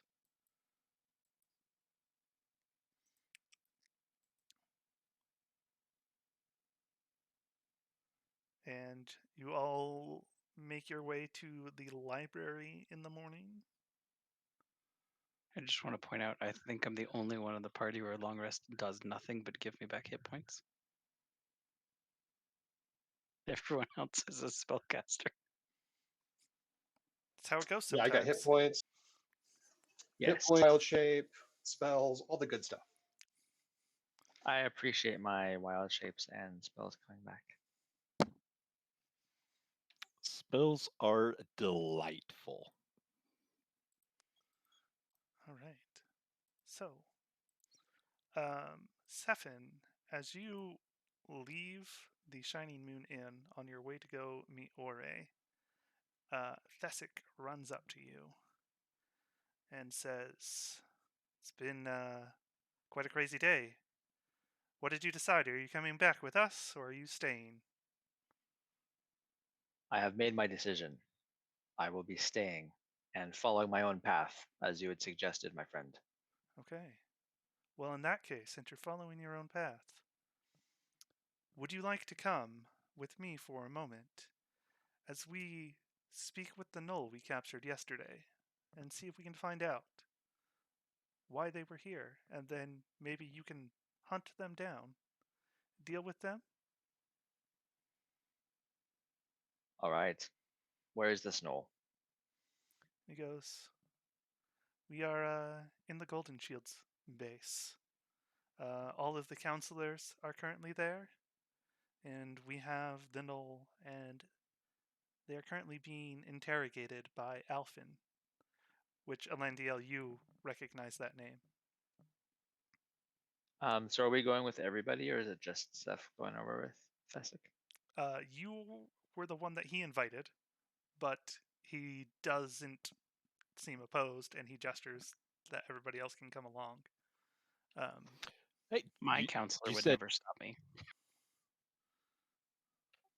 you said Alphen's going to be there. Yes, Alphen is leading the interrogation. Oh, I have to see this. I'm concerned this is going to be terrifying.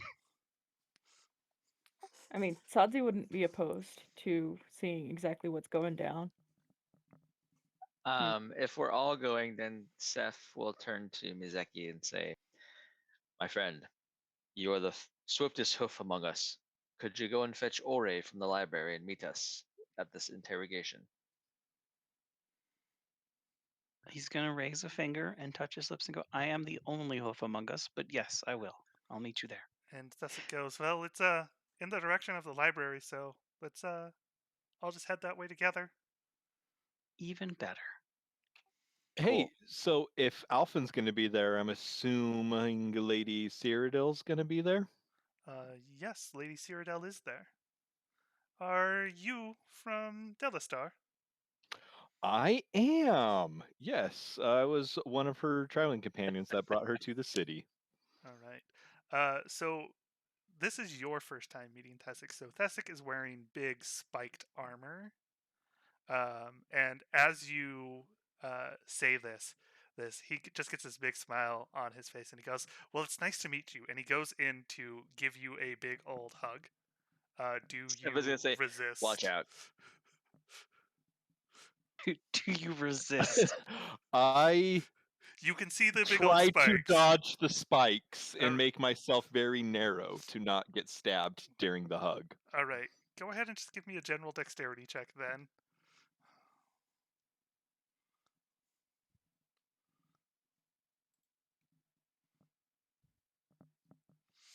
$11. Okay. You manage to kind of wiggle your way in on the hug, but he pulls you in tighter than you expect. You take 1 point of piercing damage on his spikes as he does this, and he goes, "It's always good to meet a friend of Alphen. Will you be returning with him?" I think I might actually be sticking around with my newfound compatriots here. We seem to have had some shared experiences that I'd like to discuss further and explore with them. Dang. I was gonna have you do something to him on the way back, but too bad. I'm sure whatever it was, Alphen would see it coming a mile off from me. Yeah. He's a hard one to catch. But it's funny when you do. Oh man. So when we were coming, he probably told you all the stuff. That dude is a beast. We were in this carriage, going down this road, and these like dudes like jumped out at us. And I swear, kid you not, shot a dude out of a window while on top of a carriage surfing the thing. Man, dude's like my hero. You guys got a carriage? That's not fair. Well, we treated the horses very humanely. We made sure like they had very properly fitting harnesses and everything. That's very racist. Centaur are not horses. The difference was we had to ask for a wagon after like 2 weeks. Which Thessic bursts out laughing at this and he goes, "You guys could have asked for it on the first day."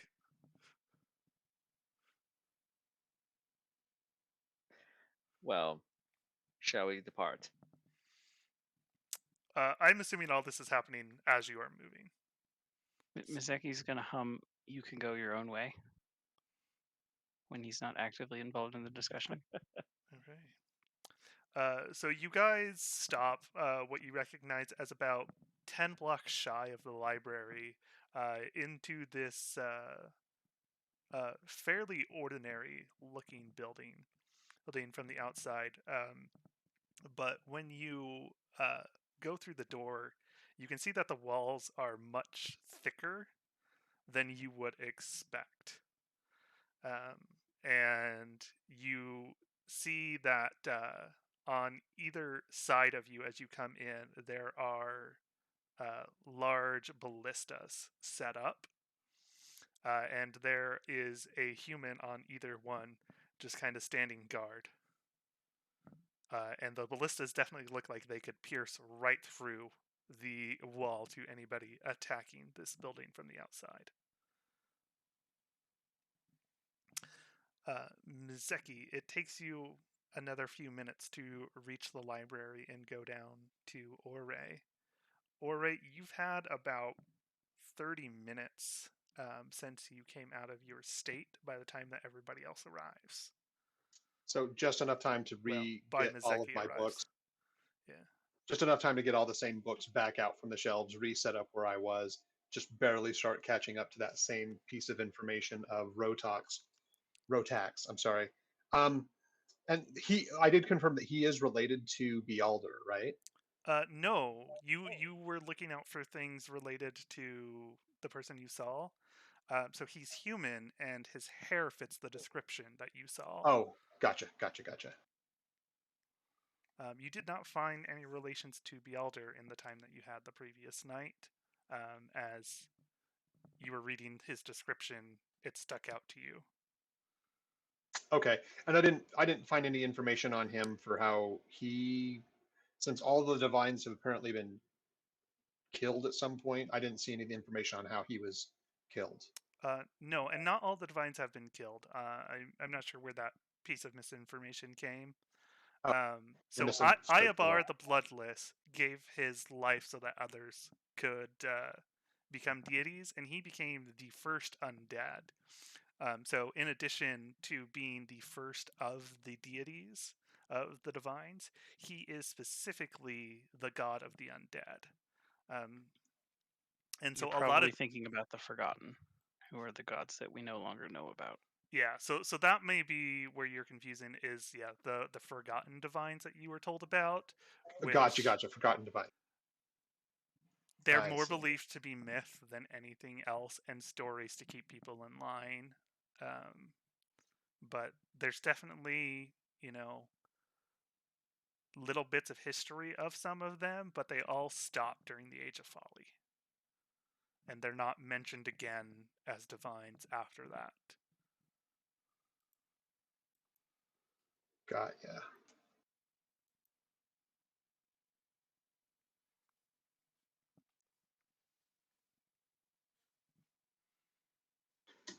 Okay, so it's Mizeki who's coming to get me, well, as I'm just barely got all of my books out. Yep. Oh, is everyone else with you? Nope. We are going to the Golden Shield compound to witness a investigation / interrogation / party. Oh, okay. Are you staying with me, or do I need to go with you to meet them? Because I You're think I should go as invited, well. but Understood. you don't have to come with me. I'm going Uh, now. I will follow you, and I just get up from the table and start following them. Cool. Mizeki is excited. All right. So Mizeki, as you return with Ore, you see that Emmeline is standing outside of the building where the others stopped, waiting for you. And as you go, she leads you inside of this building and down a set of stairs where the rest of your group is waiting.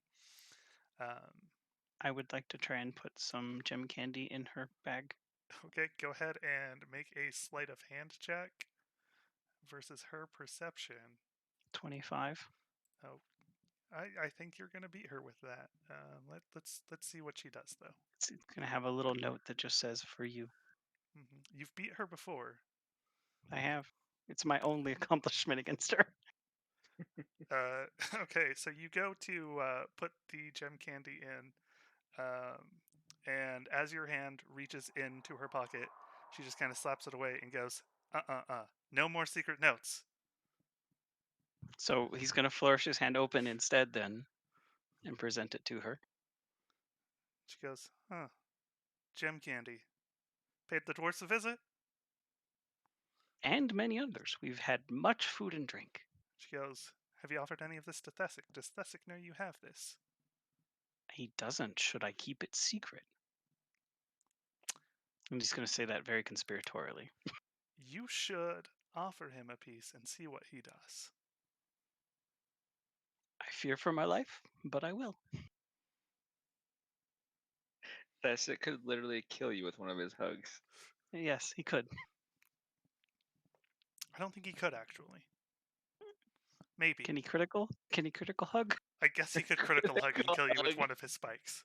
Oh, It's a critical hug! Oh, that'd be so funny. I feel like if your episodes had names, that's the episode name now. I mean, the episodes Critical do have hug. names. I also need to work on thumbnails for YouTube. got new legs, Lieutenant Dan. So Is this one? All you need, I mean, the armor problem's really easy to solve. Just invest in a couple corks, put those right over the tips, and that man's hugs would probably be world renowned. all right. They pierce armor. I don't think corks are gonna help. Big corks. Okay. Plus, he takes pleasure in his bear hugs and causing pain. So, I don't think he'd go for it. It was more the stabby armor that caused the pain. Yeah. He doesn't think about it. He just likes hugging people. All right. So you get led down a hallway to a door.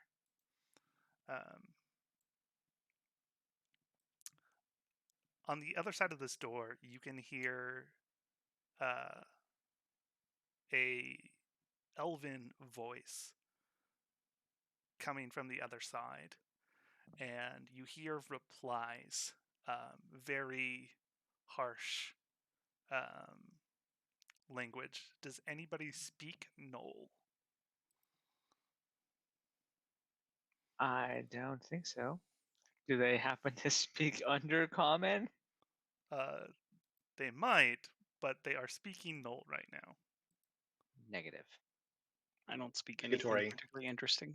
All right. So none of you can understand what is being said. Does the elf sound pretty?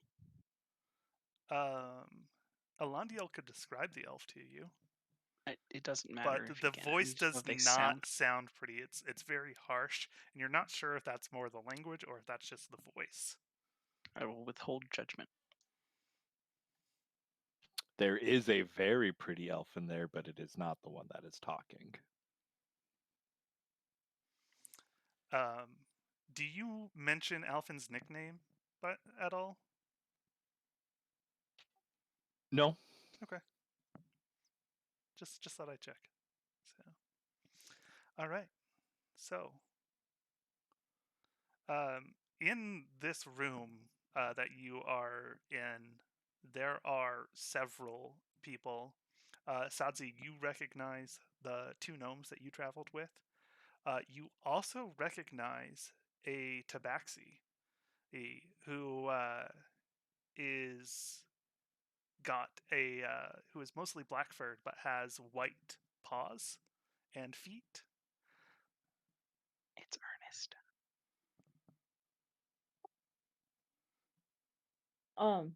I'd kind of wave quietly to the tabaxi and try not to interrupt whatever he's doing.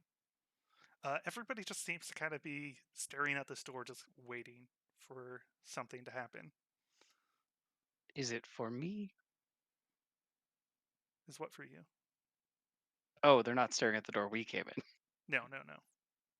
Darn. They are staring at the door that the sounds are coming from. Is there like a guard or an attendant outside the door? Not particularly, but pretty much everybody, well, half of everybody here are golden shields. And they are These- very effective guards. These guys are the guards. No, that's what I'm saying. Is like they're also just present. Yes. Yeah. I mean, we could ask them to switch to common, and that'd make it a little easier on all of us. If Lady Cyrodiil is on this side, I'll make my way over to her. She is. So, as far as you can tell, there are only two people in that room. The elf and the gnoll.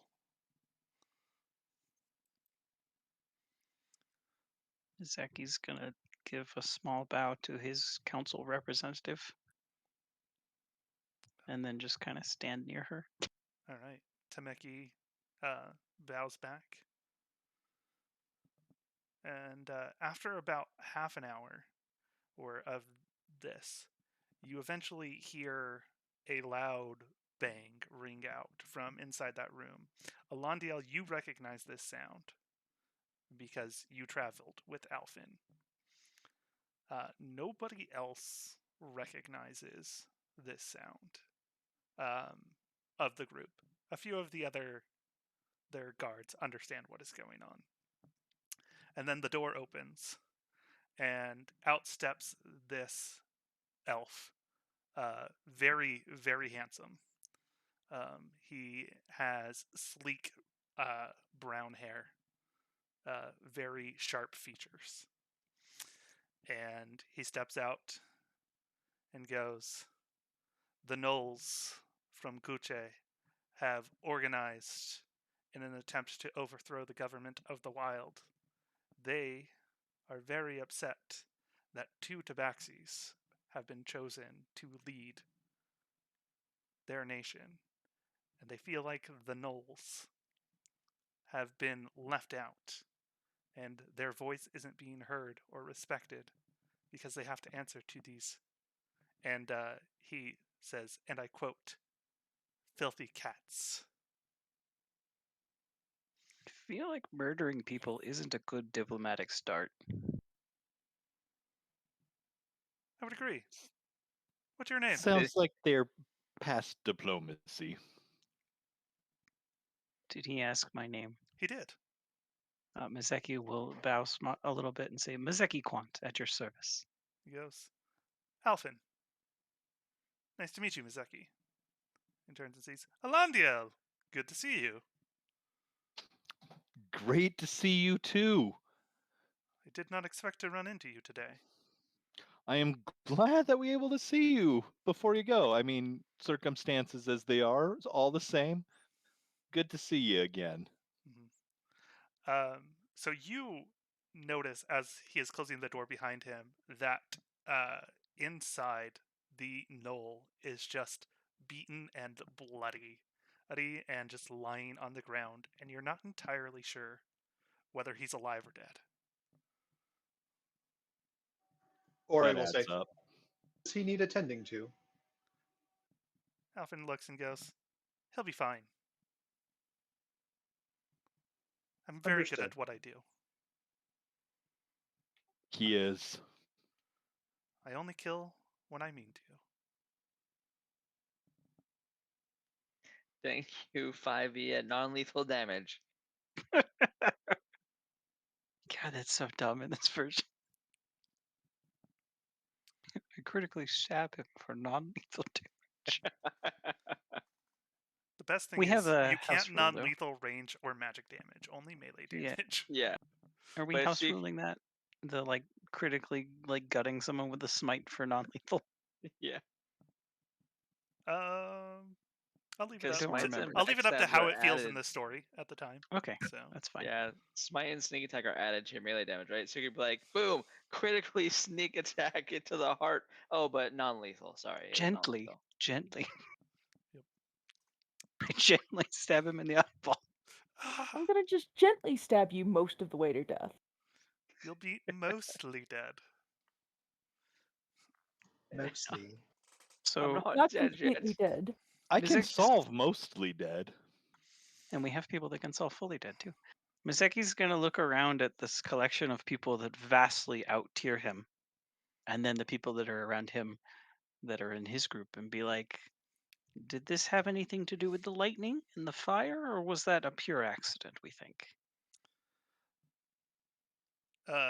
So eventually Marble speaks up, and he goes, "We do not believe the two events are related."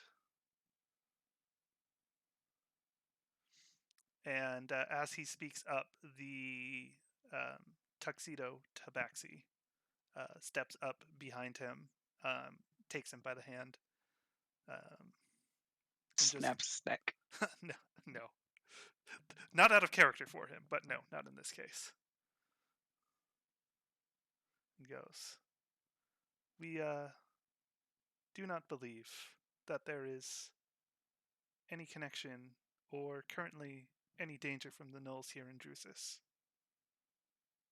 My husband, however, would prefer that somebody go and investigate further in the wild."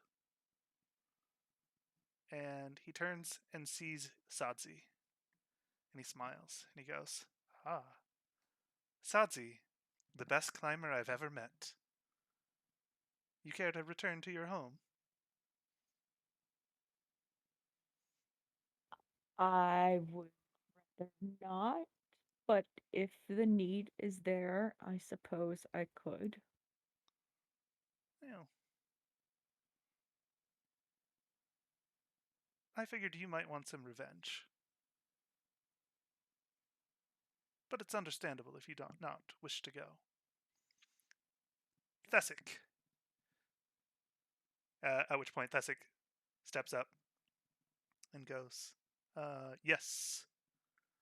I believe you said that you had an apprentice that you believed would be willing to go." And Thesic goes, "Yes, Sefin." Looks around kind of a bit in a panic. Sefin, Seth will Mizeki, you have step up. never seen Thesic act like this.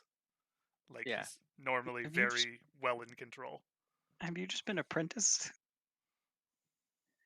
Are you asking me that in character or out of character? No, just out of character.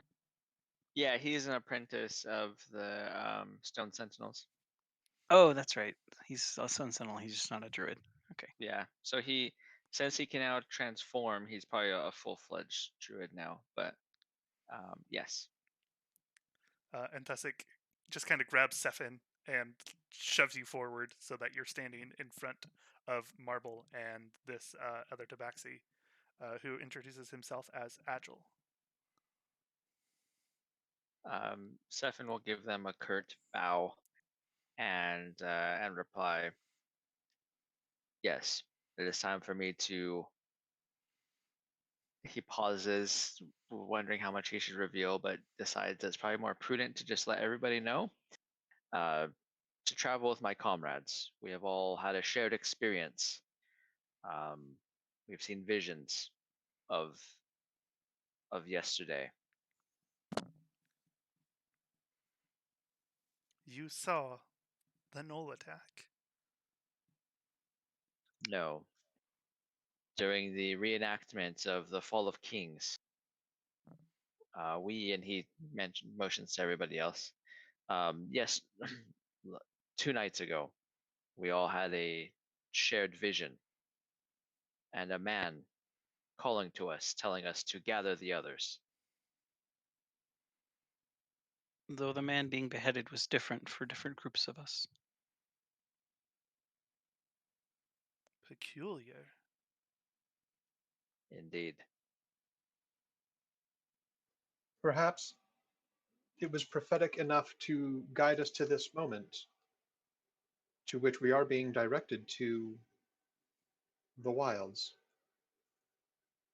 Perhaps this is the course of action we should be taking. That is for you to decide. If you do not wish to go to the wilds, we will send others. But Thasic thought you might be interested. So we wanted to give you the opportunity to take this lead and run with it. So, hand my head out of character. This is when we collectively, as a group, to decide to go and chase down the guy and steal and start a flying investigative company. Yeah. I mean, Yeah. you guys have some leads. You can follow up on the temple stuff. You could run off to steal. You could follow the gnolls. We're gonna become an adventuring company out of steel that can fly. Right, the Velad irregulars. Yeah, there you go. Seth will turn to the others, and back in character, and he'll say, "Counselors, it is an honor. May we have time to convene as a group. There is not one who speaks for all of us as of yet." Of course. Let us know by the lunch feast, which we will have. And Marble just kind of claps his hands together, and one of the guard steps up to him. He whispers something in his ear. The guard runs off. This dude is eccentric as hell. He claps and then whispers. So Seth will go back with everybody else, and we'll just have that discussion. Seth's take on it, he's still very, other than Mizeki, not many know about his order, but his order is a very martial order of druids. They do like katas and things like that when he's trying to become an animal. And so like every morning he does his exercises and things to reacquaint himself with nature, but specifically like the nature of the Underdark. Um, and so for him, it's like, well, someone in the chain of command has told us we should do this. Like, boom, let's do it. And that's what he'll present to everybody. Ori's disposition is that because we had a shared vision and it's semi come true to the point where we all witnessed a beheading, something very strange has happened. We should probably follow where we're kind of being directed. Like it just, since this is kind of the course that's being highlighted for us, he thinks this is the way the vision's kind of telling us to go. And then he would also reiterate what he discovered from his research the night before. Mizeki's going to take out a small a coin that he has that has the symbols of his goddess on the sides, and flip it and catch it and then check it without showing anyone, and kind of shrug and say, "I'm willing to follow this down if you all are."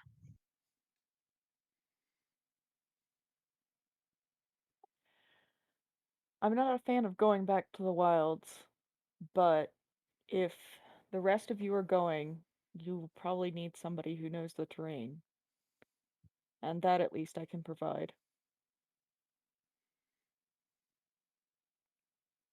We'd be most grateful. He turns and nods to Sadzi. We're gonna need some different clothes, probably.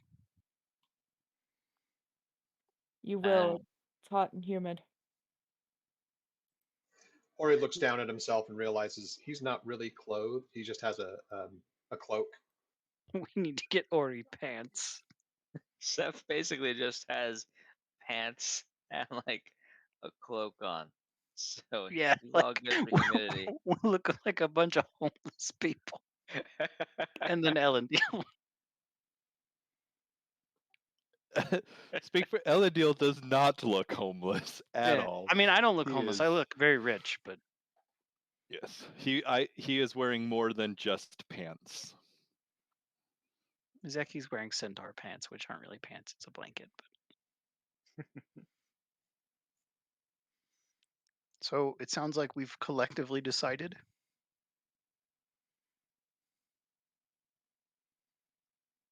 Yes. Let us go. Hopefully, the lunch is good. So do we tell them at the lunch or can we tell them before lunch? How do you want us to handle that? Seems like we're in accord that we'll go to the wilds and search out these gnolls. Okay. How early is it still? At this point, it's like maybe 8 a.m. with all the conversation that you guys have had with the rest of the interrogation. So, I mean, that was pretty brief. He basically just like beat the dude up and came out and was like, "Hey." It was a half hour, yeah. and then he beat the dude up. Okay. Poor Noel. He So started it. it's up to you if you guys want to wait until the feast to return or if you want to go back now and let them know. Misaki's all for going back now. Yeah, Seth would be too. He's very task oriented, so he's like, "Hey, the next thing to do, boom, let's go tell him." There's attractive people and they're powerful. Misaki wants to spend more time around them. All right.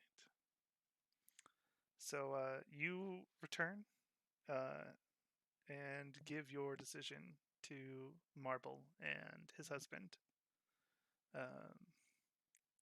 And then Marble turns to Sadzi and goes, Agile here has told me about your plight and the reason that you left the wild.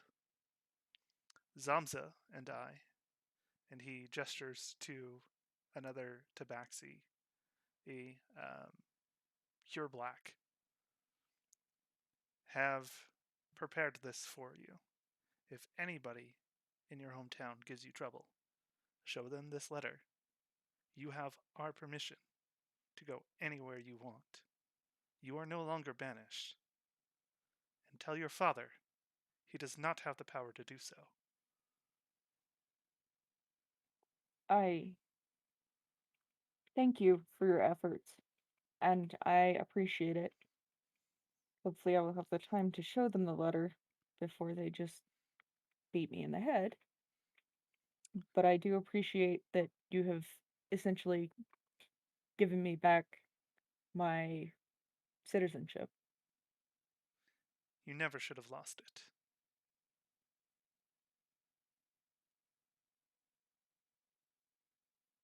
So, Thank you. the feast is still an hour or two away.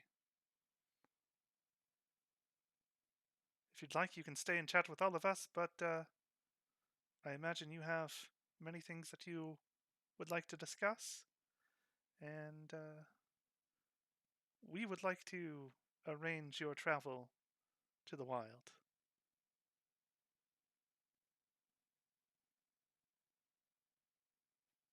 Are we As being long as I get an dismissed? actual birth this time, I'm fine with that. We're being dismissed. Go away. We're busy.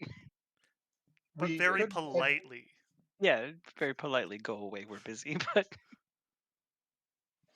we could return to the library and do some further research, just perhaps even research towards the wild. Include that in our parameters. I need to get some more gem candy, but I can join you there afterwards. Or should we attain any additional gear we would need for the wilds? And he turns to Sadzi. Are there special gear or tools that would be beneficial to us there? Well, the area where the gnolls come from tends to be pretty rocky. Most of the rest of the wild is more of a swamp. So I would keep that in mind as you're choosing things. Understood.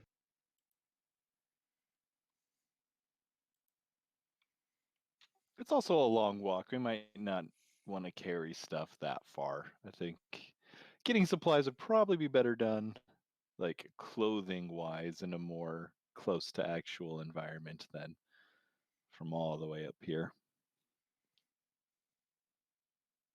Do you not have a chest? I mean, for now, just focus on getting loose clothing. So clothing is required for where we are going. Understood. Yes, or you're gonna need to wear pants. It's just the way things are. If Ore could harumph, he would harumph here. Ray's like, clothes are a prison. But this way I'm free. In your mom jeans?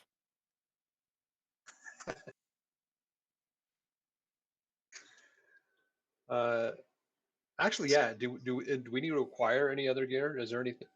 Like, I'm thinking a little bit of a shopping moment would be needed for some of what I would like to take with me, but not much. I'm Yeah, hoping that it will be partially paid for. I would Shopping imagine montage. there would be some of the best goods around, but we're kind of poor right now.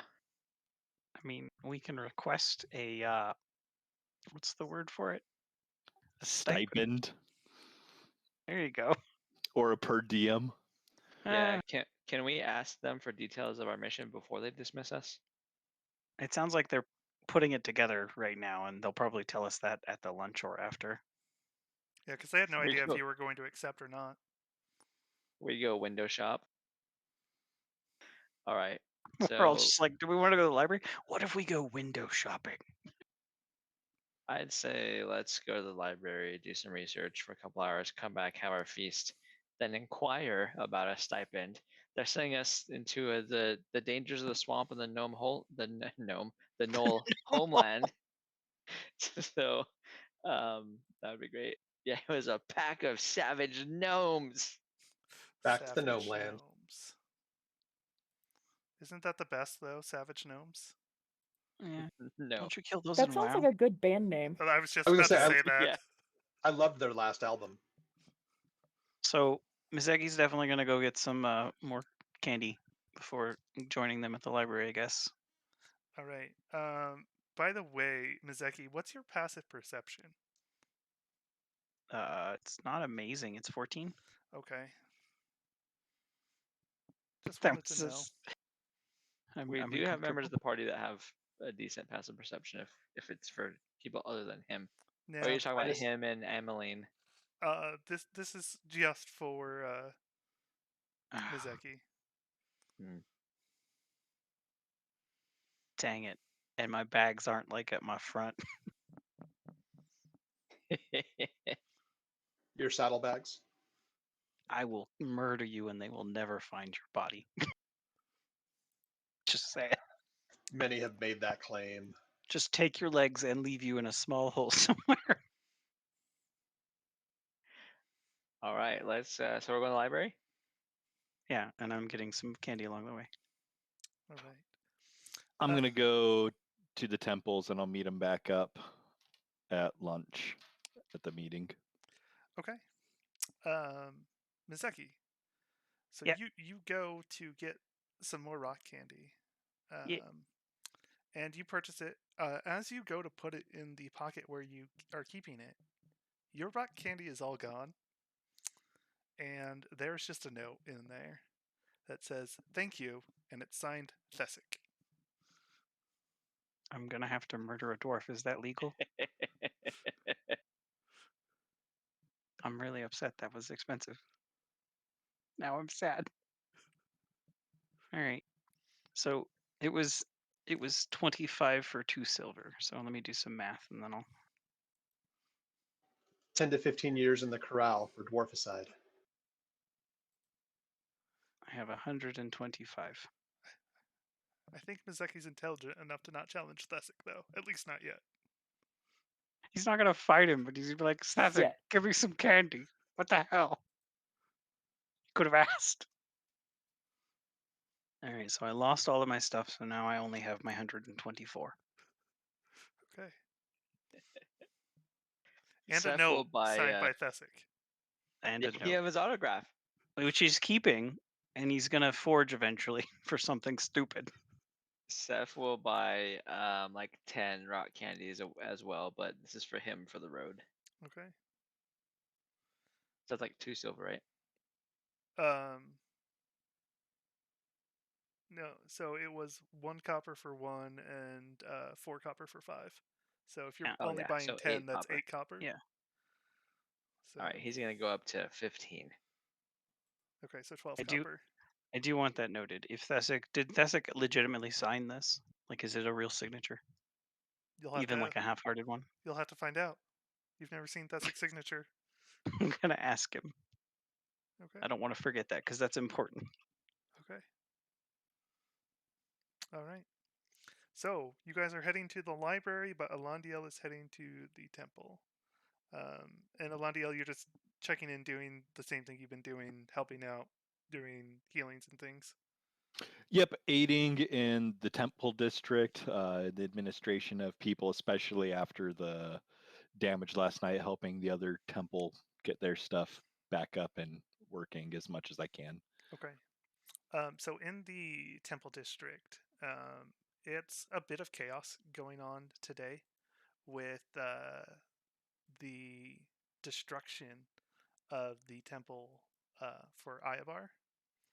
And there's a lot of rumors and talk going on about it. But no one fully knows what happens, why it happened, but there is a lot of concern and surprise. Other than that, pretty much everything goes as it has every other day for you while you've been here. Is there anything specific that you want to do or ask about? I want to see what any rumors are among priests on what their thoughts are about the temple, because I guarantee they have to have some thoughts on a temple getting struck by lightning. So there are lots of thoughts going on and about. Many are pointing out that the destruction of a temple, especially of Ayabar, is not a good sign. A lot of them are afraid and concerned, and they think that the world is ending. And so you get lots of people in panic as you ask about it. And you hear talk of a myth you've heard before about Fingerod's ring. And it's believed that when Fingerod's ring returns, it will mark the end of days. And so there's a lot of talk going, do you think someone found it? Do you think it's happening? Make a religion check.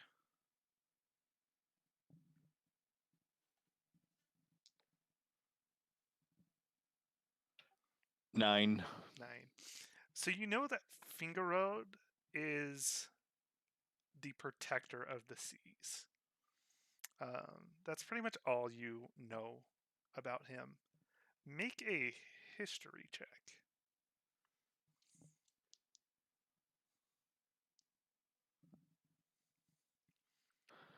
6. I can't roll higher than a freaking 4. This is killing me. You have heard rumors that there's a string of islands somewhere in the sea known as Fingerod's Grasp, but that's all it.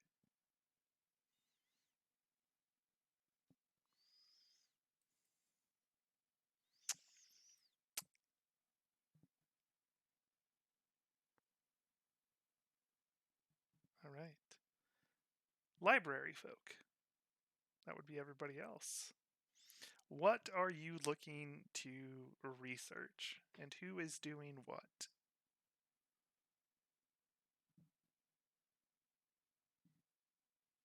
I think step one is the wilds and things we might encounter there.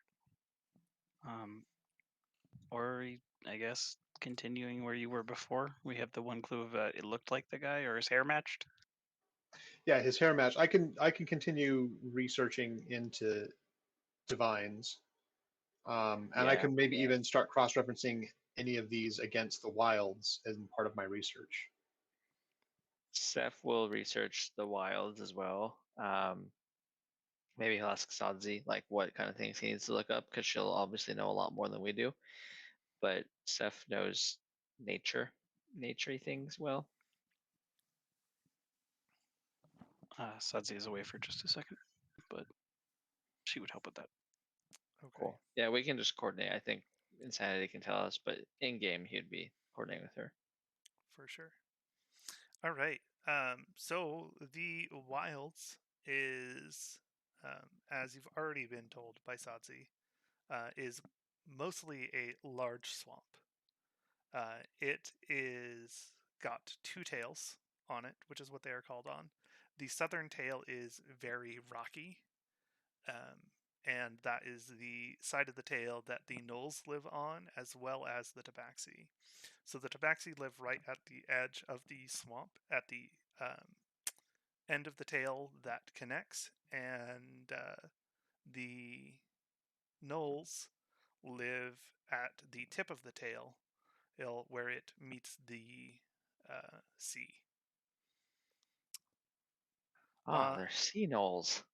On the northern end of the wilds, that tail is much more plain-like, with, as you go out of the swamp, it very jungly. But as you continue on and reach the tip of the tail, it is very plain-like, similar to the areas you cross through to get here, like Old Road and Mint. So we're gonna basically go back through a whole bunch of plains, and that'll be most of our trip then, because we're going overland all the way down, because that's in the south, right? So we'll go all the way down there, and then we'll go through swamp, and then we'll end up in a rocky area right before like the sea. Depends on how you travel there. So looking at a map, there are a few ways that you could get there. So you could Can we take a travel boat? by That'd be boat. great. Boat. Yes.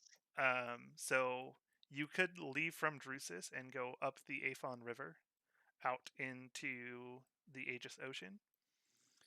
Or you could travel by land down to Orthrus, which is a port city, and just leave directly into the ocean from there, and then just kind of travel down. When you reach the wild, you can land at the Watch, which is a tower that specifically keeps its eyes out for the pirates that are known to roam the seas around Fingerroad's grasp. I mean, Seth is not going to be a fan of water, having lived underground his entire life. He does not like the idea of his feet leaving the ground. But if going overland is going to take like twice as long, which it's sounding like it will, then he would probably suggest to everybody that we take the middle route, which is to go to, where was it, Aphond, the southern route you said, and then take a shorter boat ride. I don't think he'd be super excited about going up north up a river and then going across the Aegis Sea in the open ocean for who knows how long. Yeah. So Orthrus will be a shorter boat ride than Drusus because you don't have the sea. You could travel all the way down land to Helena's Folly, Lee. So that's going to be basically your entire journey back from the High Throne of Bedrock, except instead of turning towards the west to go to the High Throne, you'll head east towards the sea. And then you could go from there to the wild, or you could travel all the way down past Utra's Folly, into Haplarini's Tail, past Whisperhold, and all the way through to the Light of Faith.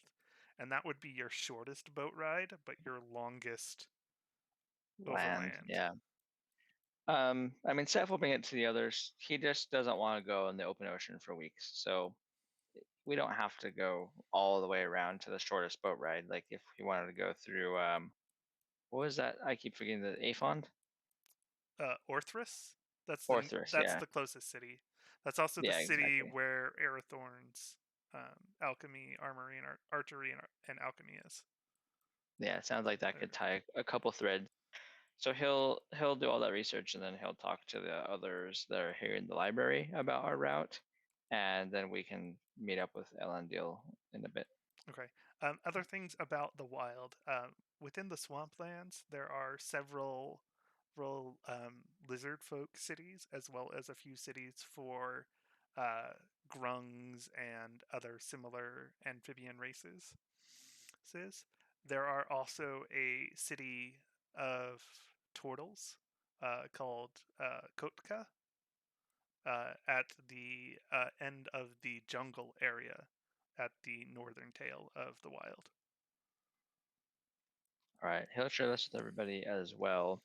And this is out of character, but all of the races in this world, like there's no, we covered this last time a little bit, there's no inherent like evil. They're basically just all neutral, right? Yeah. Except for Knowles now.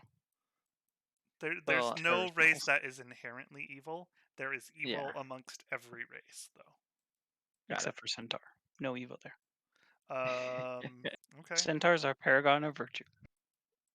I mean, have you looked in the mirror lately? Yes, No, paragon I'm of just virtue. kidding.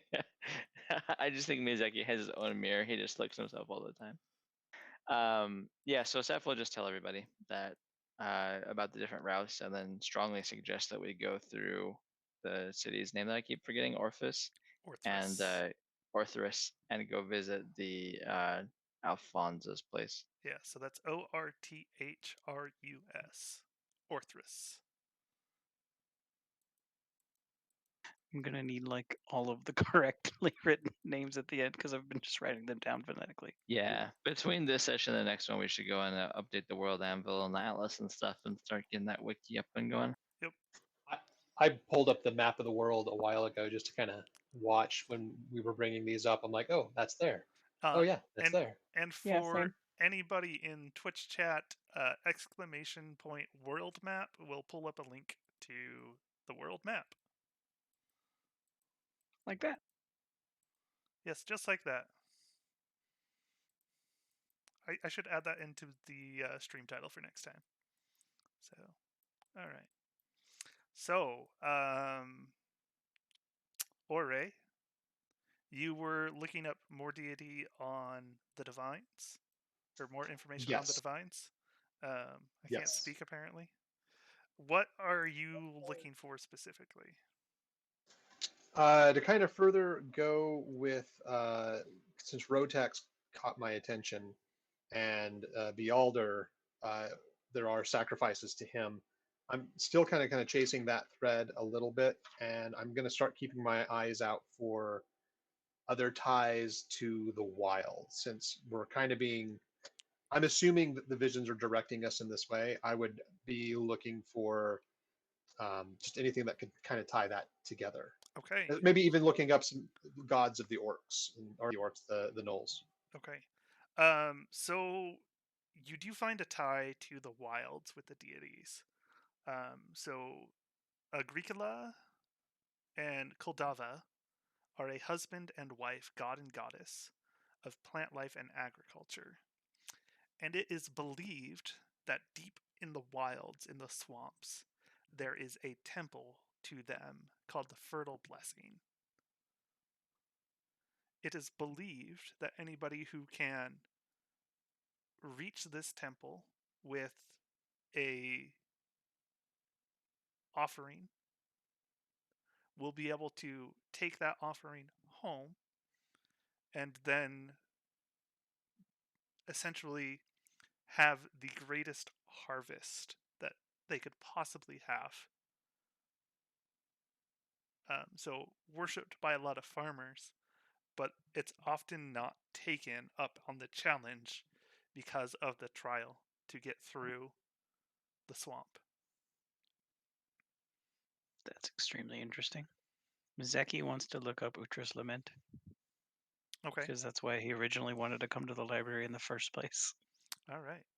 and he trusts the rest of the team. All right. So you dig up information on Utra, which you know a lot about having grown up there. And you begin digging through its history, and you find that Utra's Lament is a river that sprung into existence about 150 years after the Age of Folly, when Utra got turned into the desert. Not much is known about it, but it was given its name as it is believed that it is the apology of Utra for causing the folly that turned the area that was once vibrant and growing with much plant life into the barren desert that it is now. So, not a ton more. That's unfortunate. Mike, really quick, what was the names of those, the god and goddess? I didn't get those written down before. Agricola. Yeah. So Agricola and Kuldava. So that's Agricula and then Culdava. Thank you.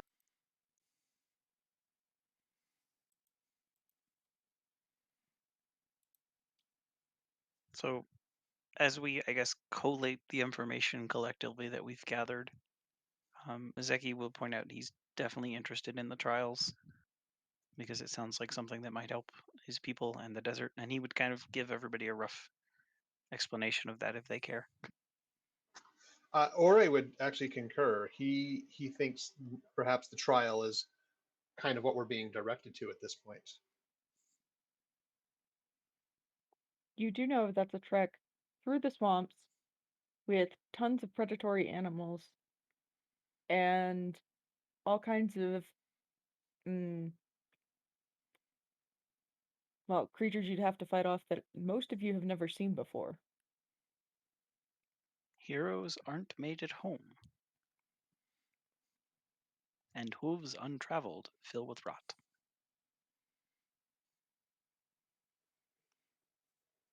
I concur with Mizeki. We're sharing visions to put us on a path. It is bound to be fraught with challenges, but perhaps we're the ones being called to rise to those challenges. I think it's kind of a suicide mission, but if y'all are bound and determined to go, then I will join you, seeing as I think I'm the only one of us who has any experience hunting there. If we are to go for these trials, what route would we take? Seth is very interested in the route they're taking now and would direct that conversation. It didn't, the research didn't really point out where specifically the fertile blessing is. It just says in the wild or deep in the wild, right? Deep in the swamp of the wilds, yes. Deep in the swamp of the wild. Got it. And how long of a ship ride does anybody know in the character how long it would take by ship from Orthrus versus like if we go from Orthrus versus going all the way down to Helena's Folly and then taking the ship, do we know the time differences roughly?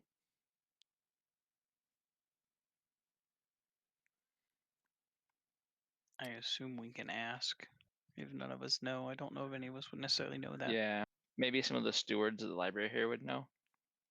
Oh yeah, we could ask about a map. Yeah, that's actually a really good idea. See if we can find a map. So we're gonna ask for a map, I guess, and then kind of I don't- estimates of like travel time. Like travel times, I think would be easy enough to find out. I don't know that they would release a map to us because this is an archive. They keep these records Well, yeah, for we're not looking to posterity. take one. Just we can Right, get one. right. Ellen Deal can draw us a bitch and sketch of it, Yeah, we could bring him back here and he can copy it. or we can just buy a map when we get ready to leave. I was thinking the same thing. We could inquire. We certainly could inquire the Golden Shields, if, what their arrangements they're making, what the times would be. Okay. We should also see if they offer airships. Do I know if there's airships in this world? You have never seen an airship. Salty supports a shorter boat ride and anything that will get them there faster with less rocking. Oh, good. There's two of us that don't want to take a big old ocean trip. Zeki is here for maximum extreme Water boat is ride. gross and horrible. Ore very quietly is excited for the idea of being on a ship. Zeki loves boats, so 2 versus 2. It's gonna come down to the elf.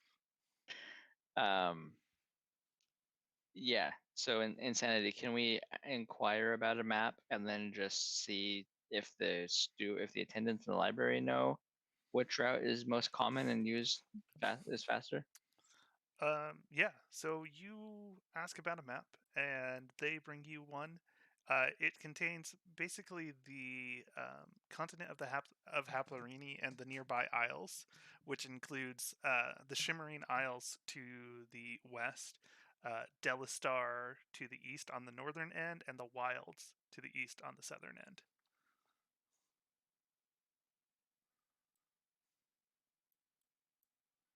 Perfect. And then we'll ask about common routes.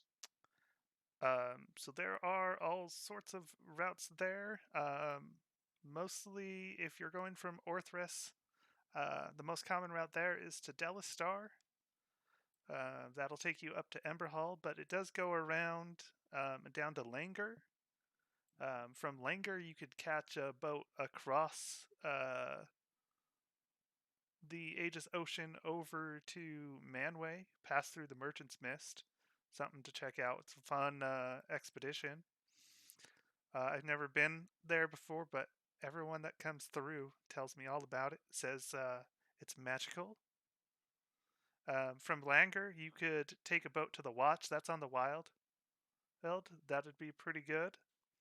Or you could go to Helena's Folly, and then from Helena's Folly, you could take a boat either to Kotka or all the way down to Kuche. Does Yes. this man mean magical in the sense of like it's really cool, or magical in that it's made of magic? Both. Cool. Just wanted to check. Seth is reviewing the atlas and thinking things through. He is all about going to Helena's Folly because we've already been, like you said earlier, on like 75% of that trip. So it's a known evil for him. And there was nothing on that trip that was overly frightening, and he's familiar with the area. Whereas going from Orthrus to like Delistar or Manway, those are just places he's never even heard of. And so he's like, probably don't want to go that far. Well, you did pass And through also be on the Orthrus on the ocean. way here. As a Yeah, he's been to reminder, Orthrus. I yeah, mean Delistar and Manway. He's never even right. heard Where's of Delistar? those been there. Delistar is the island to Oh, the there it is. northeast, yeah, of Orthrus. It's the star-shaped island. Weird. Yeah, I found it. It's a smaller man. It's a weird looking star. Sure. I'm down for leaving Orthrus and heading southward to like along the coast there. We can stop in Helena's Folly, I guess, if we need to get supplies, and then we can drop off Yeah. somewhere. It's basically the trip that we just took. So like at Old Road, we'll hit Mint, and then instead of going to Zundair where we started, we'll go to Helena's Folly. Mizeki would much favor taking a boat from Orthrus to Helena's and then a boat down. But if it's not up to him, he doesn't really care. At the end of the day, they're equal kind of to him. He just likes boats. We could probably go to Old Road and take a boat out of Old Road. There's like that river there.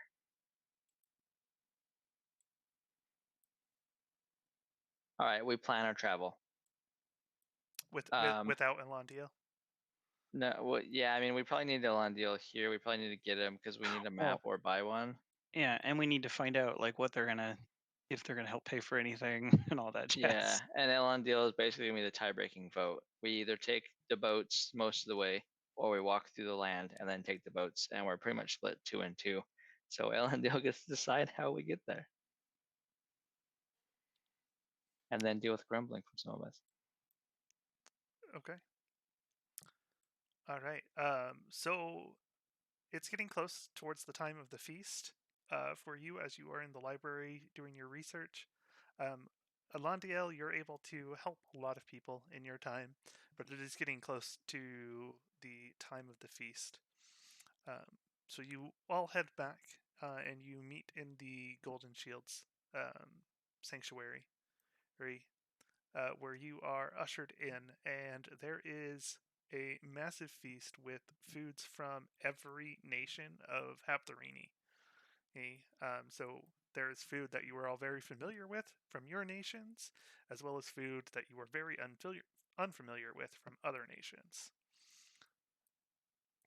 And as you come in, you are greeted again by Marble. We are very grateful to you to have chosen to accept this mission. We have so many things that we are looking into, and this, although important, is not a high priority for us right now.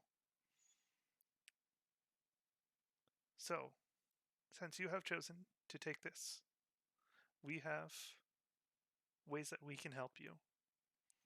The choice is up to you, but we can make the travel significantly easier for you by sending you to a much closer starting destination. So, All right, they can teleport. we can send you to Orthrus, where you can catch a boat if you do not wish to take the boat from here. We can send you to Mint, and we can send you to the Light of Faith. Nice. Those will all Um, put you in close distance to and the this wild. is, it's like implied this is via magic. They'll teleport us most likely. Yes. Because that was how they were going to get home. Yeah, there's What plenty was of the other last one? places they could send you as well, but they're not Oh, close. the Light of Faith? Yeah. They That place sent us is to right next to steal? Kuche. That's like right where we need to go. That would be the Yeah. shortest ride. Can they send us to Helena's? Was that an option, or was it Mint? Mint. You'd have to take the road down from Mint to Helena's Folly. And what's our destination is Kuche? Or Yep. we don't know yet. Okay, the destination is Kuche. Well, Kuche is the city roughly where chanting. the Knolls live there. So like, Oh do Yeah, we yeah, want we to probably go don't want to there go there. directly, or do we want to kind of work our way down from Bracknell? We'll just show up at Kuche Uh, and be like, "Yo, we heard you guys were being terrorists. What's up?" either way, and that is a good point, because maybe we go to Kuche, most of the Knolls are just cool, you know? Maybe this is like a splinter group or something that's like radical. But either way, the Light of Faith is going to be closest. The thing is, are there boats with Light of Faith? There are a few. They're not as common, as it is mostly just a lighthouse, but there is a nearby city where the people who maintain the lighthouse live, and there are boats that dock there. Seth is going to vote for Mint. Because from Mint to Helena's Folly is not too far, and Helena's Folly is like renowned for having a port, or at least known to have an actual port. He'd much rather take our chances there, and it's closer to his house. He's got some bias, you know. It's closer to home. It's area he knows. Rather than like go to Light of Faith and just hope. Like he's envisioning like 3 boats and like some, you know, dude just And they'd be like down there. dinghies. Yeah, saying like, "Hey, you want to take a boat?" He'd much rather, if he's gonna take a boat, he'd much rather take a real boat than just like some little thing someone put Yeah. together. Mint is good If with you me can too. restore the old longship, you can take that as all as you want. Plus, It's like 3 boards. I was gonna say Mint and Helena's Folly are more likely to have more shops and things where we can stock up if we need to. Yeah, I imagine Yeah. Helena's Folly probably a lot. So Ellen deals with us again, right? Because we're all united. Yeah, you've all returned from the feast. what we should do is go to Mint and then go down to Last Breath and leave from there. Because that's the entry point for trade. There's going to be Into a the lot of people desert. there. And it goes all the way up to the High Throne. So, if it travels by river, But we're not yes. going Yeah. to the High Throne. Well, yeah, but my point is a lot of trade will go through that river. Yeah. As opposed to Helena's Folly, which is kind of out by itself. Yeah, And is apparently surrounded by salt. Is that isn't snow? that like snow? Yeah. Snow. Okay. It's a very So, salty place. yeah. So Sadzi knows a bit of Helena's Folly, having been there. So Sadzi would like to share. She can. If not, I mean, I might bring up the fact that Helena's Folly has apparently weird seasons, and that might not necessarily be terribly conducive to us finding the sorts of supplies we would need for tromping around in the swamp. I vote mint, river travel as soon as we can down to last breath. Supplies, boat. That's Seth would also be in favor of going to Mint, and then basically a coin toss between Last Breath and Helen's Folly. But since he knows Mizeki much better than Sadzi, he'd probably be more in line with the Last Breath route. It's more Plus, time we get on to the ride water. on the river instead of walking. Yeah, but it's a river, not an ocean. Ore is fine going either way. Or he just wants to lick things. Yeah, he's like looking at this food from everywhere that is like being served, and he's thinking, doing a sizzler plate, just a little taste of every single thing he can get. Like that's kind of his focus right now. He's like, however we want to go, we're good. And he's just like eyeballing the tables. I like last breath, but I think we're set on mint unless somebody has a opposing opinion to that. Does mint work? It works. Elendil, what do you think? That will greatly reduce our time rather than going through Orthis. I would love to show you guys around Delastar. I know some sweet places up there, but that's a lot longer journey.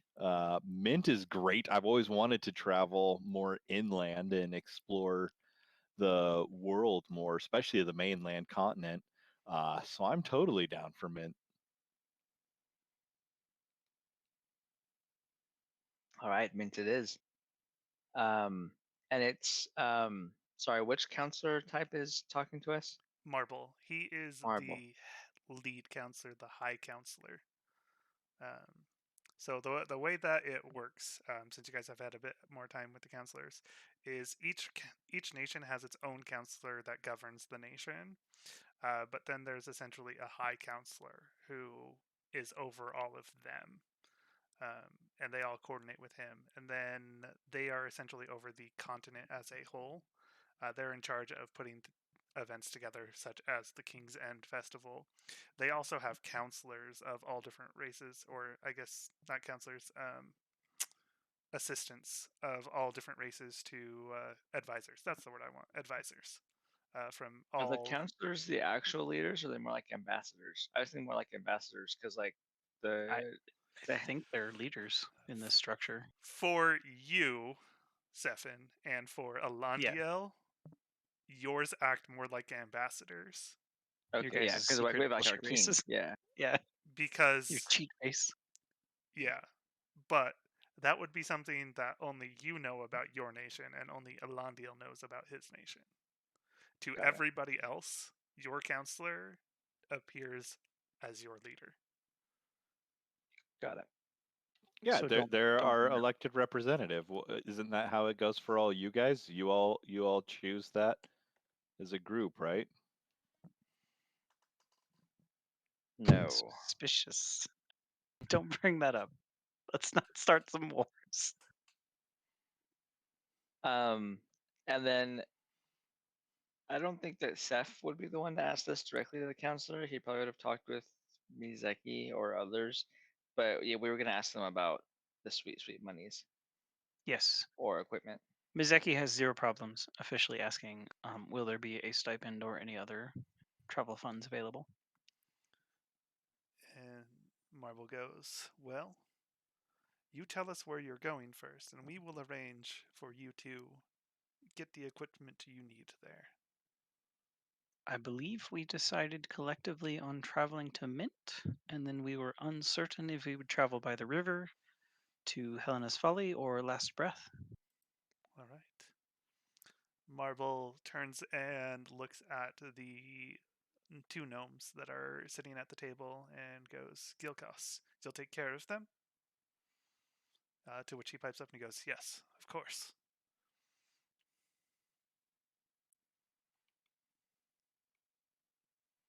We're going on an adventure. An officially funded adventure. All right.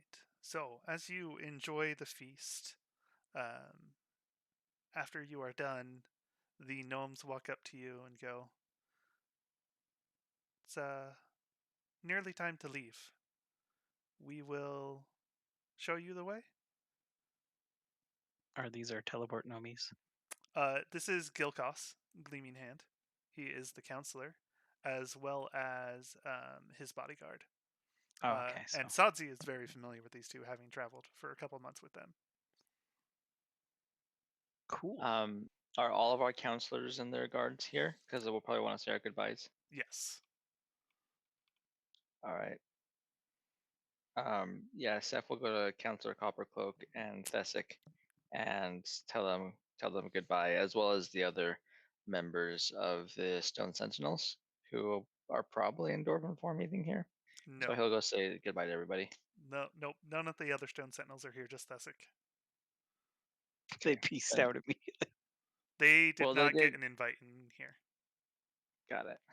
Well, I feel special then. But yeah, he'll say bye to his homies. So Mizeki is gonna make sure to say goodbye to his counselors and specifically say to Emmeline that he looks forward to impressing her in the future, and then accuse Thesic of stealing his candy and tell him he'll get it back someday. Thesic just looks at you with a very puzzled face. Then he's gonna look at Emmeline instead and be like, "Other Thesic." It would be hilarious if it was Emily. It probably is realistically.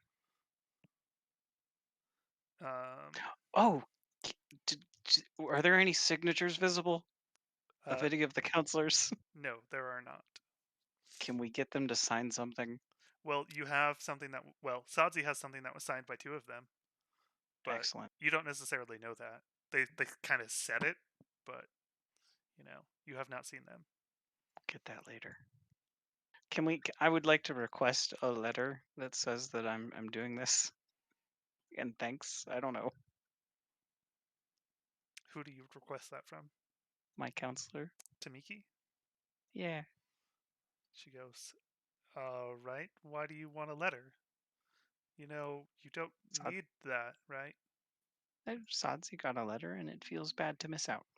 Sadzi got a letter because her father banished her. Someone stole my gem candy. These are basically the same. If Satsi overhears this, she's going to try very carefully to get next to him so that she can draw a sharpened claw down the side of his flank. Oh yeah, I'm sure you can hear it here. So go ahead and make an attack roll against Elandio. He just wants a signed piece of paper Yes. because he needs it emotionally. Tameki goes, "All right. Well, strange request, but There have been stranger days. Emmeline keeps a very good track of what has my signature on it. And if anything shows up that I did not sign, she will look into it. You wouldn't want to disappoint her now, would you?" I don't imagine many disappoint her and live very long, so no. She goes, "All right." And she signs you a letter. They're saying Mizeki Quant is authorized to act on behalf of Tamiki in the interest of the nation of Utra. Awesome. And then it is signed Tamiki, whatever her last name is that I can't remember at the moment.